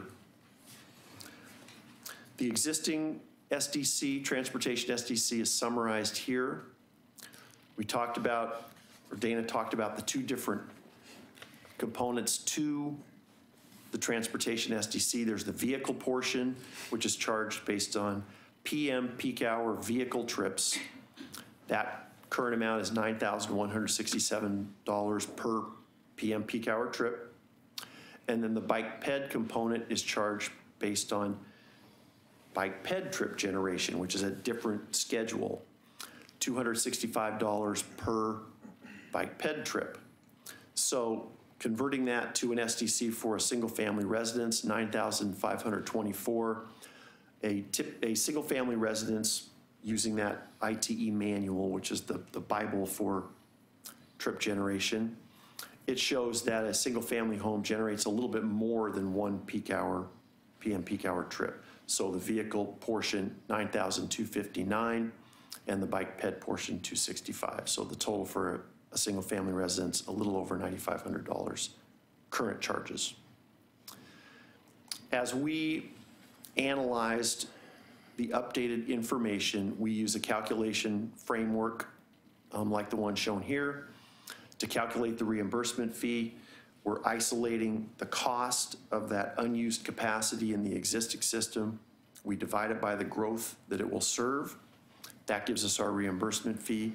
The improvement fee is all about the list of capital projects. There is a percentage associated with each project that is the growth-related portion of that project, the portion which is adding capacity for future users. The sum total of all those project portions, again, divided by the growth that they will serve, gives us our improvement fee, and together they are the system development charge. So this next one, I hope you can read that. This is a summary of the whole calculation. So The subsequent slides go into a little more detail on each of these numbers, believe it or not. But focusing on that roadway improvements column, you see at the top of the table there the calculation of the reimbursement fee. We identified about $15.7 million in unused capacity in the existing vehicle transportation system. We're dividing that by growth. This is projected growth from 2016, which was where we had data through for that reimbursement fee. 2016 through 2035, that's estimated to be, as you see there, a little over 17,000 PM peak hour vehicle trips. So the resulting reimbursement fee, $911.04. For the improvement fee, again, just the vehicle portion of the list, about $166 million in growth-related capital projects. We take out the city's existing SDC fund balance because we don't want to collect for money we've already collected. Essentially, we're trying to avoid a double charge there. So that improvement fee cost basis goes down to $158.7 million. And then the growth to the end of the planning period is a little bit higher for the improvement fee calculation because when DKS updated the project list, the allocations they used were based on growth from 2010 to the end of the period. So now our growth needs to fit that list. So it's a little bit higher. That's growth from 2010 to 2035, 21,450 PM peak hour vehicle trips. You see the resulting improvement fee there. We add those together and add an administrative cost recovery factor. All that does is recover the cost of our study or studies like it, the cost of accounting for the SDC program and administering it. So that is the one allowance for any operating impacts that the statute makes, and you can recover that cost. So that's all that cost recovery factor does. So you see the total TSDC for vehicles, $8,314 per PM peak hour vehicle trip. In order to develop a residential bike ped component, we took that long list of bike ped projects and divided it into two lists. So in the middle column, you see general bike ped improvements. These are bike ped improvements on streets of general use by residential and non-residential development throughout the city. And the residential bike ped improvement list is based on improvements which specifically benefit residential land uses. So these would be residential streets, streets that are local in nature and generally disproportionately residential users. So moving through those two columns, you see the dollar amounts, which are the capacity related or capacity expanding portions of each of those project lists, 15.9 million and 27.6 million respectively. As we move down in that middle column, we're dividing then by 29,000 bike ped trips to the end of the period. These are bike ped trips expected of all land uses, growth throughout the city. So that resulting improvement fee, $544. For the residential bike ped fee, we are dividing only by residential bike ped trip growth. That's the 16,674. So we get a higher resulting improvement fee there. And you see moving down in both cases where we add the administrative cost recovery factor, and you're resulting to bike ped components shown there, 544, which would apply to all new development in the city per bike ped trip, and 1,654, which would apply only to residential new development per bike ped trip. I'll back up a second. Sure. Because I'm pretty confused about this. So you're going to have to really do some convincing here, because this residential bike ped thing, it seems to me to be pretty unique across the region. Are we the first ones that are doing it? There are, let's see. Yeah, I think the short answer is yes. Okay. We have. Because yeah. here's the deal, Yeah. right? I don't buy into the bike ped thing. Now, a lot of other people do, but I don't. We live in Oregon. So, 7.5 to 8 months of the year, you're not going to be going, unless you're one of those, go out and put on your whole wetsuit to get on your bike. I don't get spending this much money, and especially allocating it directly to single-family homes when we already have a housing crisis. Why would we want to add this much money to an SDC? So that is the only part that's unique, is the residential bike ped. Right, The bike ped, okay, the bike ped component is commonplace now and is done I know, routinely and I throughout the don't state. like that either. But, Okay, I misunderstood. I thought you were going there. Yeah, the only new thing is looking at the subset of projects as of predominantly residential benefit. So if somebody walks out of their house, they're going somewhere, right? They're getting on a bike, they're going somewhere. Probably most of the time they're going to a commercial establishment. With the exception of the 14-year-old kids that are riding around the neighborhood. I don't see how you make this split, and I don't see how you make that. Well, I think that fair enough. There is a bike ped in a lot of these SDC programs. We've just split it out. Right. So the deal is you take those two, that 15.9 million and the 27.5 million, that's our actual total project list for bike pedestrian projects. We, based on, I would call it the community conversation about how we distribute this in a way that looks to make commercial development more favorable, but also does it in a fair way. So we took that bike ped project list and said, these are on our arterial streets, they're in our core areas. These are projects that really citywide participants use. And then we took all those other projects that might be on things like the family-friendly routes. Some of those projects, kind of like what we just heard about, which would put it through the Kenema neighborhood, we figured that those were more of a residential benefit. And so we bifurcated those projects into two lists, and we did that in the most fair way we could, with the recognition that the residential properties would have a additional charge over and above a citywide charge. So it's really, if it's just about how we're splitting it versus whether we're collecting, the feeling is we're collecting too much money for bike ped,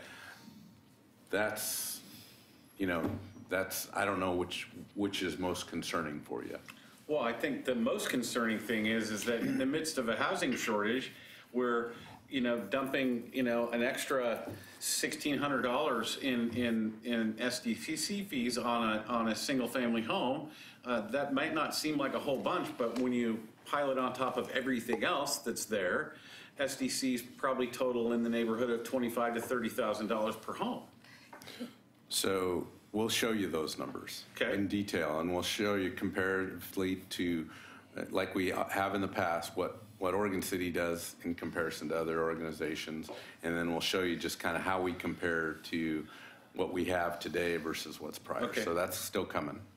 I've actually got a question. These capacity expanding projects, they have as their origin a selection of, from these meetings you held, this wish list that people wanted, correct? They come from our transportation system plan. But that had to do with people putting a button on the board and saying, I'd like this and I'd like that. I mean, those are the projects. If we go back a couple of slides and you look at the expansion of dollars, the expansion on, keep going. Keep going. First chart, so the expansion here in 2017, we go to 114,845 of bike pedestrian projects.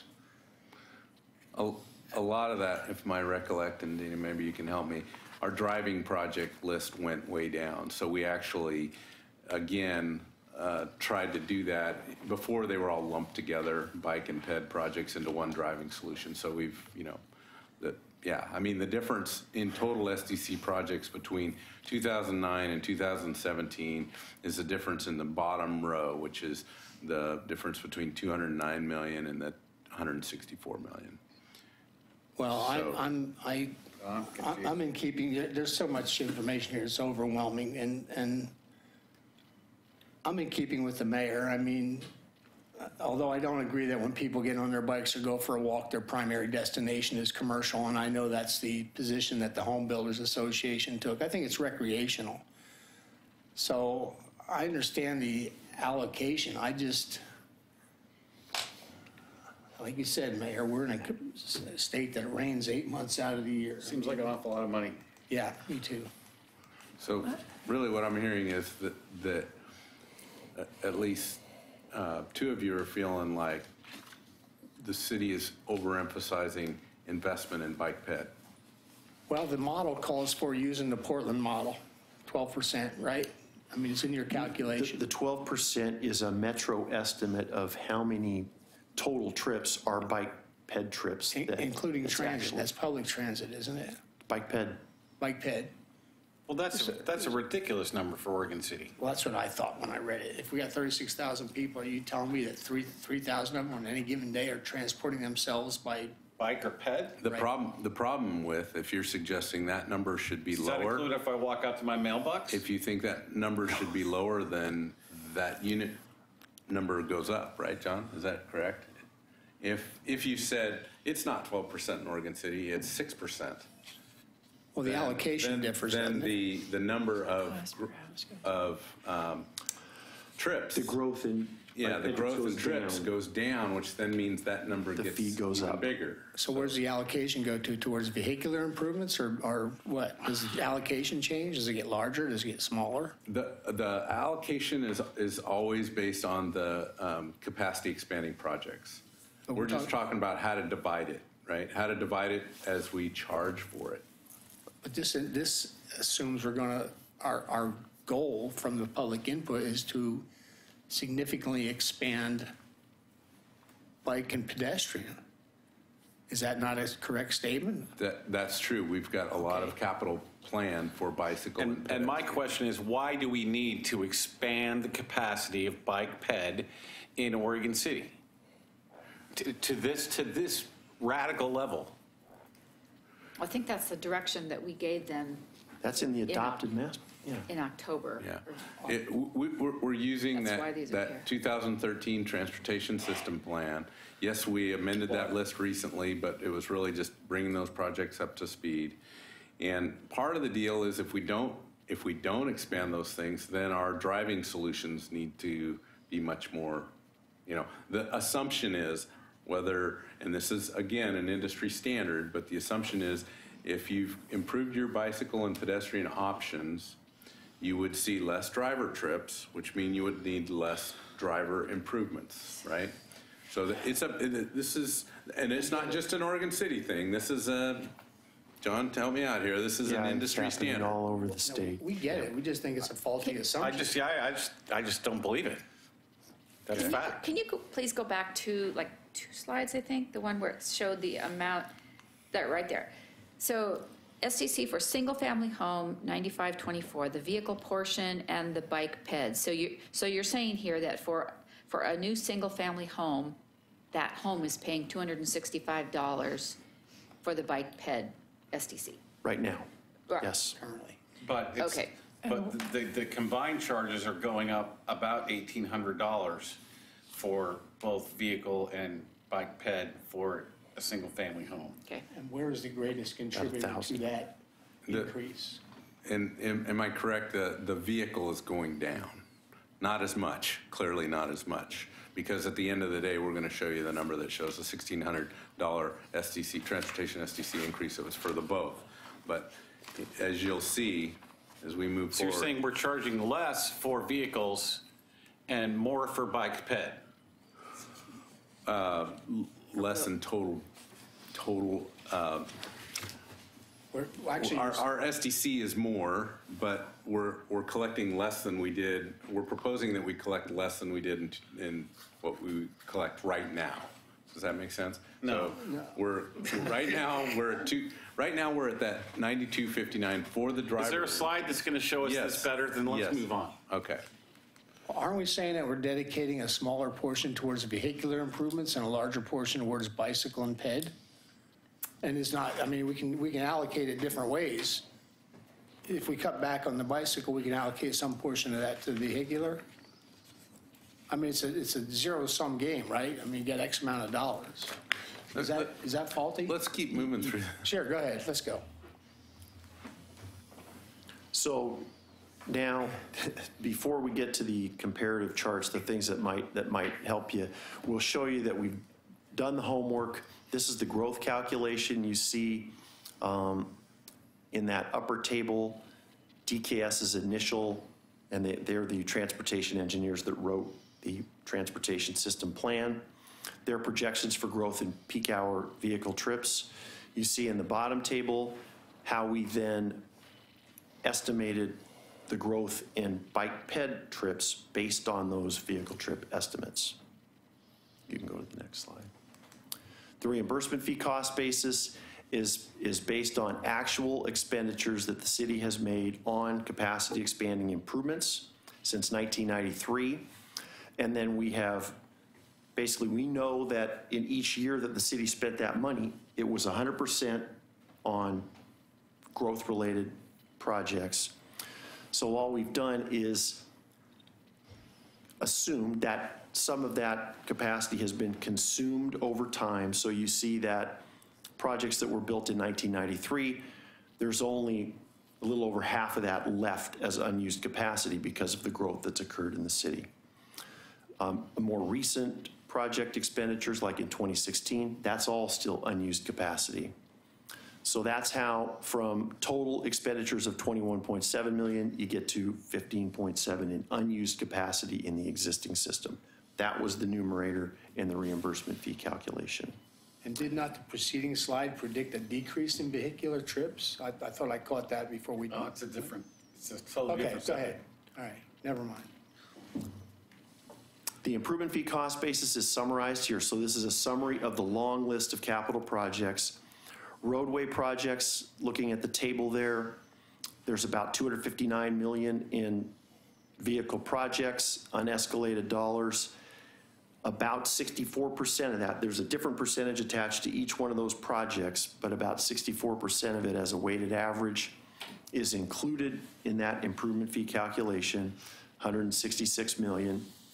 You see the division of the bike ped list there between general bike ped projects at the 43.25 million and almost 70 million in residential bike ped projects, again allocated to growth in the right-hand column. So of the total project list of about 372 million, 209 million of that is included in the charge calculations that you saw on that first slide, the first calculation slide.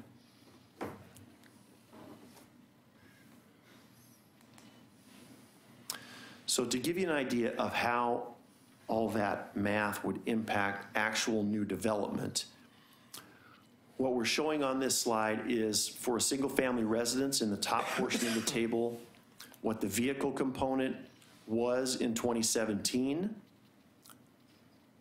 Same for bike ped general and bike ped, there was no residential component, so it's the general piece only for 2017 and the current charge in 2018, which is that middle column. So the vehicle portion went from 85.95 there to 92.58.67 at the beginning of the year. And as John mentioned, would actually go down just the vehicle portion under the proposed approach. The bike ped general, you see there, would go up from 18 current to 18 proposed. And then with the introduction of this residential application only of 1,654, the total for a new single family residence, 10,512, up a little less than $1,000 from the current charges. For specialty retail, we're assuming a 2,000 square foot establishment They pay a vehicle portion. Sorry? No. Specialty retail, 2,000. You're Isn't that what I right. said? You're right. Okay. So the vehicle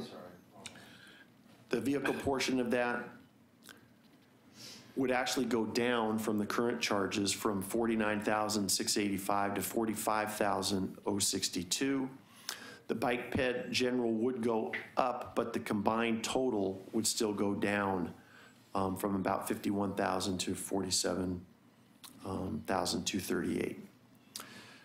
General office, assuming a 10,000 square foot general office building, the current charges you see in the middle there would also go down, the vehicle portion from $136,588 to $123,000, or $124,000 basically. Bike ped would go up, but again, the combined total would be a reduction from the current charges for this type of development from $142,000 to about $135,000. So that's the net effect of these changes to the bike ped piece and the updates based on the new project list. So it's fair to categorize it as a business-friendly approach. I mean, the specialty retail and the general office benefit, the single-family residential increases. That's been fairly consistent input that we've heard over the last, at least I've heard in the work that I've done with the city in the SDC forum, and a follow-up to that SDC forum was sensitivity to the impacts on businesses. From the commercial sector? Mm-hmm. Okay, thank you. Well, it was both. We had the development community in those meetings as well, so private residential developers were in the room as well. Yeah, they were all there. And they were favorable in shifting the onus to single-family residential? They were Didn't sound like it from that receptive letter. of it. Right, I get that, I get that. It never fails to hear until the bottom line shows up, right? Yeah, right. Commissioner Hyde? So there were two letters that I noticed, one from Ryan Park Development, and We're going to cover those. you are, oh, okay, all right, I'll wait. We're not, we've got. And the home I think builders? We're on, this is slide 18 right here, so we're still. So what we're showing here are all SDCs for all 5 eligible services for a group of comparables throughout the region. You see how some of these are reaching pretty high levels. This is for a single-family residence. So you see Oregon City basically in the middle of this selection there, the current charges, and then a couple places to the left, the proposed charges. The only change being the change to the transportation SDC. That's for single family. Yep. We're going to show you. So looking at now just the transportation SDCs, this is the 10,000 square foot office. You see on the left side there, Oregon City under the current approach and how it would go down at least a little bit under the proposed approach. This is similar, obviously this is updated data, but this is similar to the kind of data that we were sharing, 2015, 16, all those community meetings that we had to talk about SDCs. And, at that time, yeah, I think there's a desire to see something, what did you call it? More business friendly? Business friendly. Yeah. What are the two acronyms on the right? So Transportation Systems Development Charge, and what's TDT? The Washington County Transportation Development Tax, which is like a system development charge, but it's applied county-wide and used on county growth-related transportation. Yes, yes. That's actually different, but it is a county-wide SDC. So many of the Washington County communities have both, like Sherwood, for example, has a local one and the TDT. Could you go back one slide, please, onto the residential again? There you go.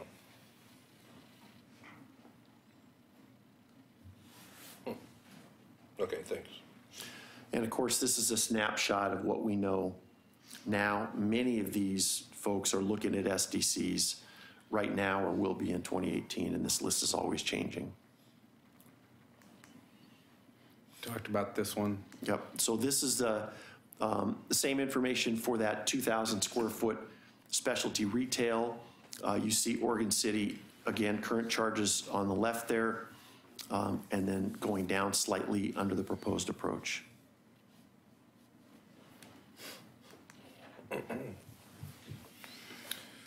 This is mine.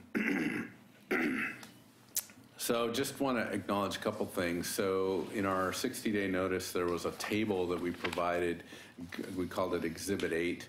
And in that table, while it wasn't necessarily a mandate of the report to require this, we asked FCS Group to include that Exhibit 8 that shows all the various PM peak hour trips. And what we noticed more recently, last week, the beginning of last week, was that the PM peak hour trip that they had listed was inconsistent with what we had used in the past. So the comparison between the two was unfavorable in our analysis, showing higher SDC rates. And so we dug into that a little bit. And so the report that's in your commission report shows the right factor for the PM peak hour. And I know this is way into the weeds, but in the ITE manual, there's a lot of different factors, and the ones that we used typically have been at the adjacent street, and what was listed on our 60-day notice was at the specific location. So we asked FCS Group to confirm that. They had, and then we updated that table. So I wanted to disclose that.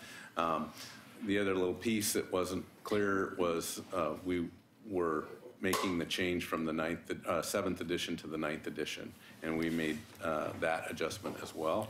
I have a question about that. If you're changing the policy, why wouldn't you give yourself the flexibility, since it seems like you update this maybe every 10, 15 years, to just use the most current available IT trip manual and not specify just the 9th edition? I'm going to let John answer that question because I'm not sure I know the answer to that. Well, we often do, but I think the answer is because we develop a schedule that's based on one, and the city hasn't, it's quite an undertaking to update that schedule every time a new ITE manual comes out. So like many other cities do, they'll adopt the table, stick with that until they do an update, and then update it to the most current manual.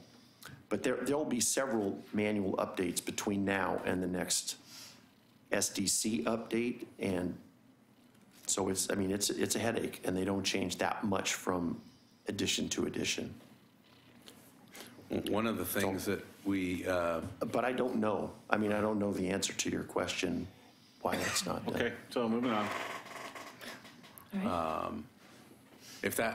I think if that were a hang-up and a reason not to adopt, we would look to making the adoption, because what we also do in our SDCs, we actually have SDCs are complicated enough to where we do them both ways. We do them by hand, and we do them using a calculator that FCS Group has created for us, just to make sure we're getting those right, because they are complicated. And in that, there's the table. There's a lookup table that actually looks to the 9th edition. But we could make sure that whenever there's a new edition adopted, we could bring that table forward and make the changes to our calculator. So if it, I hadn't thought about it, but if we needed to, we can. So this is the question you were asking, Commissioner Ide, which is we received 2 letters, one from Ryan Park Development, who does a lot of local development, basically against any SDC increases. And if we were to adopt SDC increases, suggesting that we should push that out at least 12 months.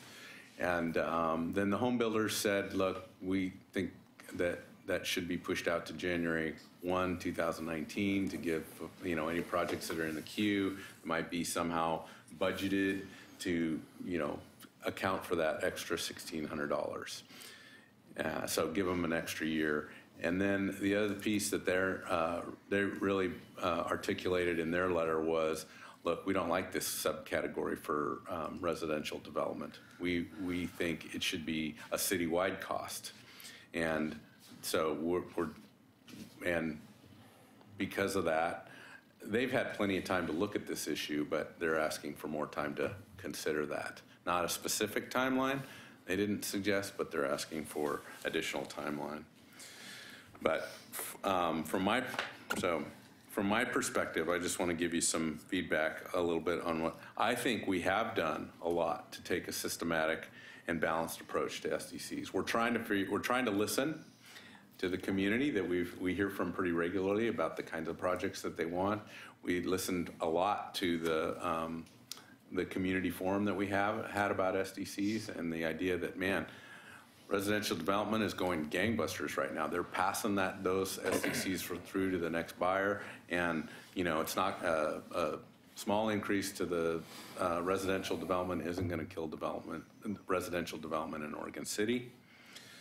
If we adopted and as we proposed for July 1, 2018, that provides the builder community 4 months to we can work with them. We can do public outreach to make sure they know what's coming. And if they want to submit plans, early to get within that, we can work with them to make sure that happens. Taking it out yet another 6 months to me seems like, the SDCs are about generating revenue, and that would be revenue lost forever. We will never be able to, it's a one-time fee. It's not like it's a utility bill. It's a one-time fee. So we will lose that at that point in time.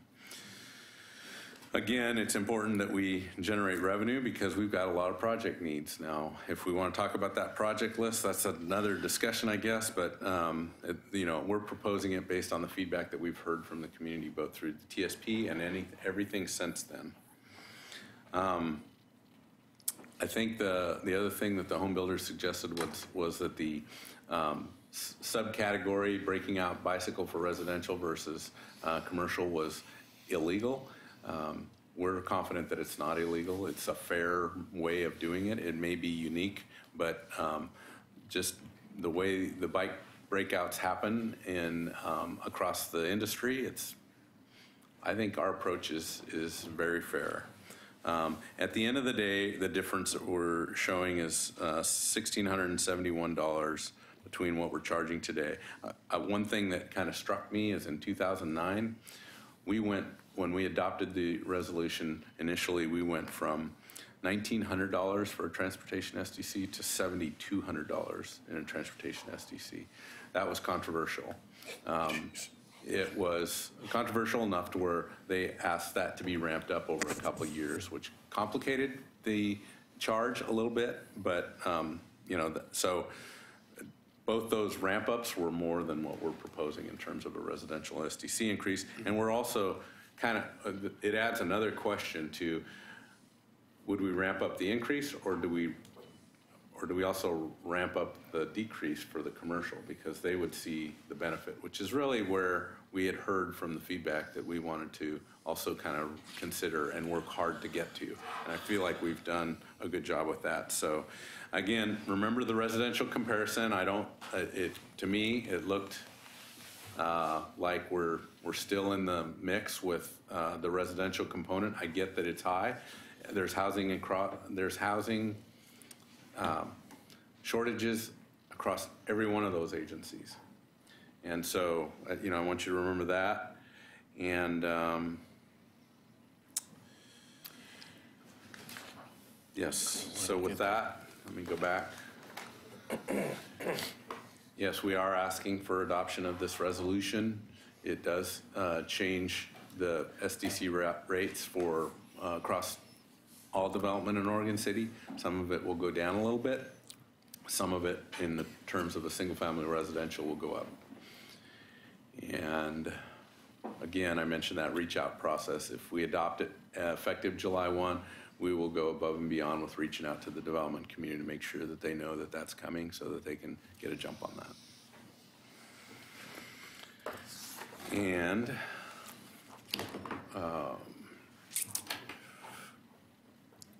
questions? I just have one. Commissioner Ide. Being that we're in the midst of this affordable housing study Equitable housing study, yeah. either. Did this address that in any way? I know a couple of those letters mentioned about the affordable housing aspect and trying to keep affordable housing affordable. And I understand the need that those homes need to pay their SDCs too, but was that considered at all in this process? We haven't taken that up in the code changes, and we don't have a new category for any kind of special housing that I can think of.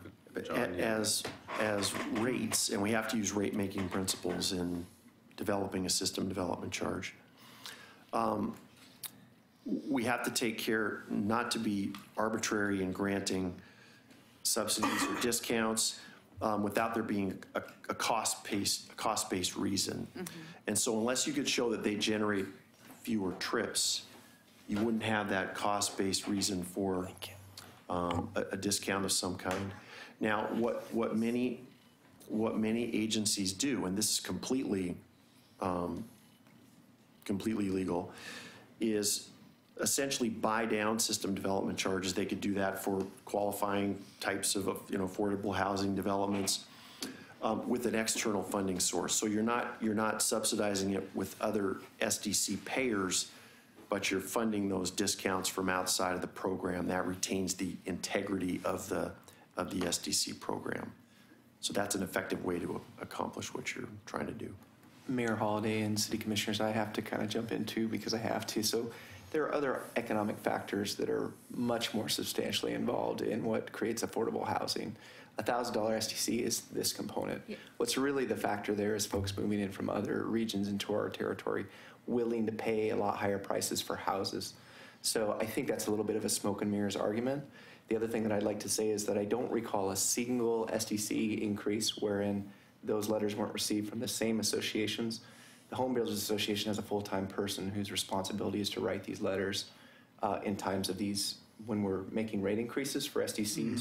Mm-hmm. And we need to be conscientious of the fact that we're talking about the balancing here. This is the opposite of the discussion that we have when we're talking about residents that are concerned about traffic mitigation and not having enough funding to support the development community that's coming in for residential. So Oregon City has we're booming in the residential community. We are booming with residential housing and building.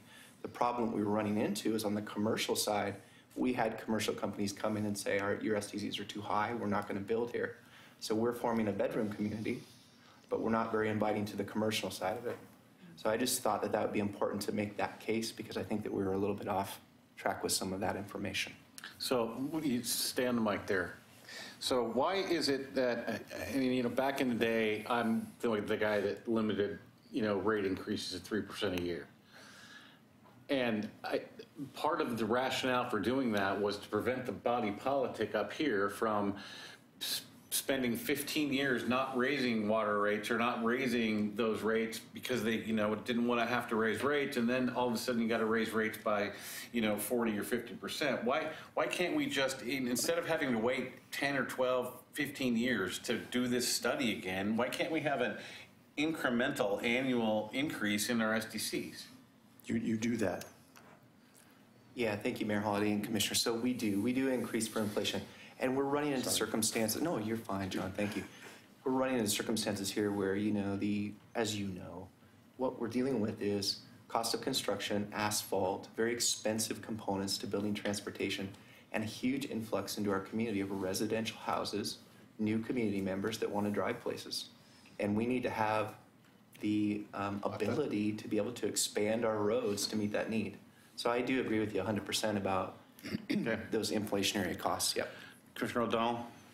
So a question, I'm going to follow with a statement because I have serious reservations about the Home Builder Association statements. SDCs are paid at the time of the issuance of permit, are they not? That's correct. So home builders is engaged. Well, they're paid or they are assessed. Right, they're assessed.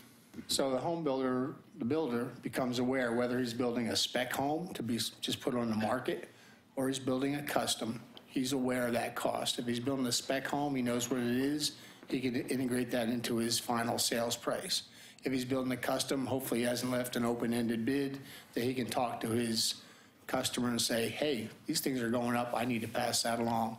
Is that a lot of money in terms of what is the average price of a house? Is it going to make or break the deal? I doubt it. I mean, $1,600 over the next 15 to 30 years? I doubt it.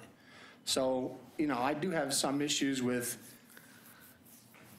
the bike ped impact on traffic mitigation. I think is minimal. I think we're kidding ourselves. I mean, once again, it's Oregon with rain 8 months out of the year.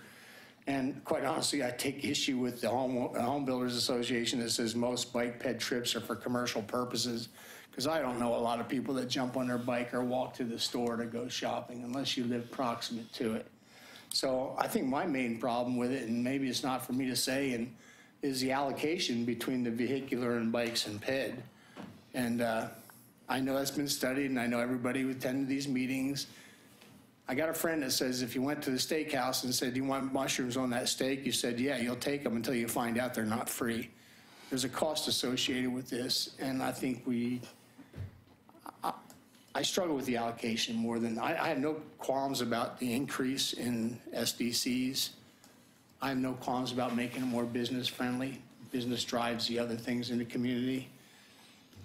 I do have qualms about the methodology, but I'm not the traffic expert, so I have no standing. So that was a long dissertation that probably got me nowhere, but I wanted to hear it. Commissioner Shaw, you got anything? I actually agree with Commissioner O'Donnell. And, you know, we're a business-friendly community here. And I do kind of question bike ped, but those are bike lanes and those are sidewalks. Yes, in some cases, they're sidewalks, bike lanes, pathways. So this is a safety component here for folks, you know, and so I don't have a problem with that. You know, we have the experts here. And so I can kind of, you know, issue my own personal things here, but when we have the experts here that have massaged this thing and know how this is supposed to be, I have a tendency to agree with these folks. So. Commissioner Megenberg, you got anything? I think everything's been said. Okay. I'd like to jump back in. I have no problems with bike ped for livability. I've been in other communities where there's plenty of bike lanes and plenty of pedestrian lanes. I understand that. So, you know, the reaction from different participants to home build, that's very predictable. There's no surprises up here. So if you want to proceed, Mayor, whatever you'd like to do. Thank you. Quite welcome. I defer to the chair. Well, I'm not going to climb back up on my high horse. Everybody knows where I stand on that. So if there's a motion. I move to approve resolution number 18-05, repealing a portion of resolution number 09-02 and adopting amounts for the city's transportation system development charge and establishing effective dates. Second. Moved by Commissioner Ide, seconded by Commissioner Shaw. Is there any further discussion? Call a roll, please. Commissioner O'Donnell? I get to go first, huh? Yes, you do. Yeah, here we go. Yeah. How did that work? She takes turns. Yeah. Commissioner Shaw? Aye. Commissioner Mengelberg? Aye. Commissioner Ide? Aye. Mayor Holliday? Aye. Thank you very much. Thank you. So moving on, I've got two appointments. Appointing Denise. Consent agenda? I'm going to do this before the consent agenda. Okay. Under general business. Okay. It's okay. Thanks, guys. So two appointments. One, appointing Denise McGriff to the Citizen Involvement Committee as McLaughlin Neighborhood Association alternate representative from January 1st, 2018 to 12/31/2019. And appointing Brian Boyce to the Citizen Involvement Committee as the Two Rivers Neighborhood Association primary representative 1/1/2018 to 12/31/2019. Now, moving on. Anybody want to pull anything from the consent agenda? Nope. Is there a motion? Move to approve. Second.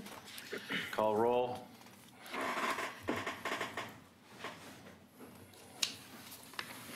Commissioner O'Donnell? Aye. Commissioner Shaw? Aye. Commissioner Mengelberg? Aye. Commissioner Ide? Aye. Mayor Holliday? Aye. Hey, thanks for the softball and so on. So, Mr. Manager, you have anything for us? Just have one update from Mr. Parno. Well, thank you, City Manager, and thank you, Mayor Holliday and City Commissioners. So you volunteered your time a few Saturdays ago to, as you typically do, gave some of your weekend to talk about accomplishments and updates and for the City Commission goals. And at the time, I wanted to tell you that we had received our budget award, but we hadn't yet. But we did get it 2 days later. So, and then to further that, the last meeting that you had, you were here late into the evening, volunteering your time till 11 o'clock at night, and Tony was going to introduce this, and we looked at each other and said, no, not the time to do that. We didn't want to do it under duress. Now there's this blizzard forming outside, so I better get going on this thing. But I do, yeah. But I want to say, preparation of the adopted budget requires a large commitment from you, the city commissioners, and from citizen members. We've got one of the budget committee members in the audience tonight, and from all the department heads. And I want to thank you for your leadership. As Tony and I have mentioned before, we were able to put together, award or not, we were able to put together an adopted budget under your direction that actually absorbed the first tranche of a legacy pension plan.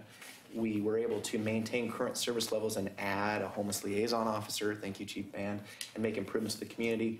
We also funded the City Commission goals, such as Willamette Falls Legacy Project, continuing support, infrastructure to serve job growth and creation in the Beaver Creek industrial area, and a lot of the other goals that you put before us. And we did it all with no fee increases, or no new fees or taxes, and only nominal fee increases for inflation only on all of our fees. So I know the city manager is very proud of that. I'm very proud of that. I know you're very proud of that.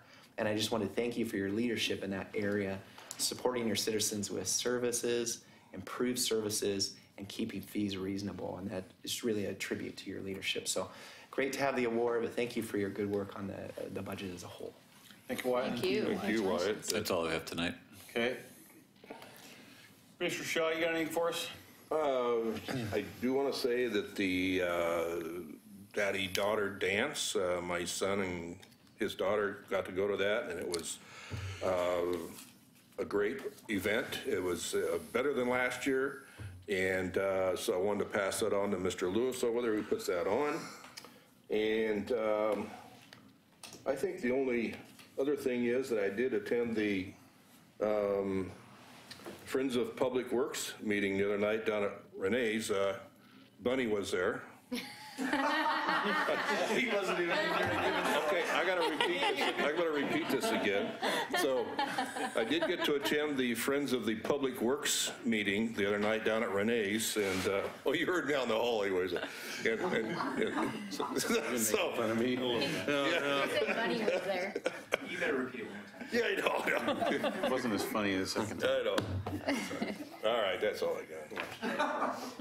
Commissioner Mayerberg? They burned me pretty hard. Tried? I have just two things. So I am appointed to the Willamette Falls Heritage Area Coalition, and as you know, it's a 56-mile stretch of the Willamette River. And for 10 years, we've been working to become a national heritage area, and it's getting closer. Congressman Schrader is just about ready to take the feasibility study to Congress for final approval, and we're just hoping it's finally going to happen. We've been working hard on a marketing assessment that it's complete. It works with toward visitor readiness and name recognition and other good things. So we're doing a lot of other things on that coalition. And there's also up and coming on July 27th, they're participating in the 175th anniversary. So there's a big event going on, as you know, but there's a big concert that night on July 27th, so mark your calendars, right? Okay, so along that note, I just wanted to bring up you all. You received the invitation from, who did it come from?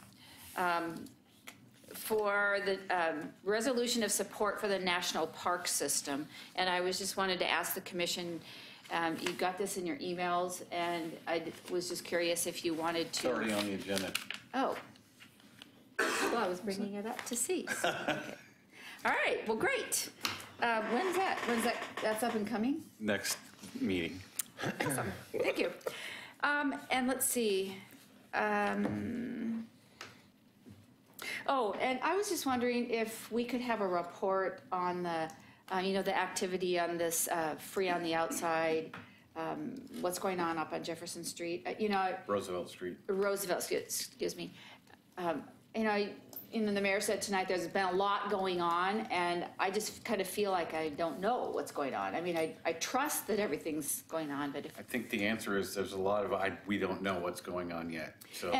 But I just want to be assured that that they cannot legally operate until and unless they get permission to do so. Is that a true statement? Not necessarily. That's the problem. Is there's a lot of ifs, ands, or buts, and okay. See, that's why I'm wanting there's more communication update. has to happen between those people and the Friends of the Outside or whatever it is, and Laura and planning staff and the building staff before those questions can be answered. Okay. Well, at the appropriate time, if you could provide an update, if the rest of the commission agrees. I agree with that. Yeah.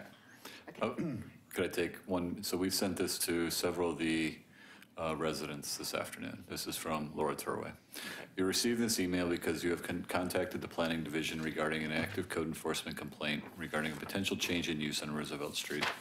As you know, the city is committed to ensuring the safety and well-being of all citizens by determining compliance with zoning and building codes.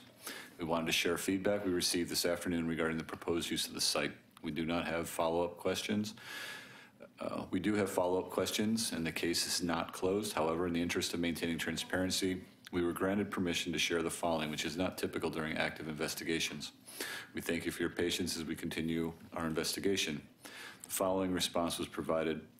The house at 523 Roosevelt will be opened as a sober living woman's home. It's much like the better known Oxford Recovery Homes, with the difference being that we are faith-based and administratively run with a house manager and program oversight. The house has 2 full dwelling places with a full kitchen, bathroom, laundry, bedrooms, and living space upstairs and down. We are a licensed legal nonprofit organization that offers mentor services on a voluntary basis, recovery, and church meetings. We have a zero tolerance to the use of illegal drugs or alcohol while living in the house, including marijuana. We do random and for cause urinalysis. Our residents must do 4 things to stay in the house: live clean and sober, do their assigned house chores, attend 3 meetings of their choice a week with proof of attendance, and pay their housing fee. We run a very clean house and support and accountability that leads toward a changed life of success and restoration. Both the planning department, building department, code enforcement, and police department have been involved, sending out letters to the owner and potential users. We've been able to access the site to do an initial visit of the building by our building official. So I understand that folks want answers right now, but we need to work through the process, and we're continuing to do that. So that's where we're at right now. I'll support Commissioner Ide. I also feel that there's a lot that we don't know. I don't know if you're allowed. We've heard a description just now, what you gave. We heard this gentleman's litany of experiences. We've heard what the thing supposedly was perceived to be. Apparently it's morphed, or our information was faulty to begin with. I don't know what the effect of the clientele is as far as, if we've got sex offenders, is it one thing? If we've got recovering alcoholics, is it another? Those are all things that the staff and your staff will take care of and make us aware when the time is right. Anything else for the good of the order? Or are you done? I'm done. Okay. Him. No, she already said no. Okay. We're adjourned. It's his turn. Now, I yielded my time in advance to Commissioner Ide.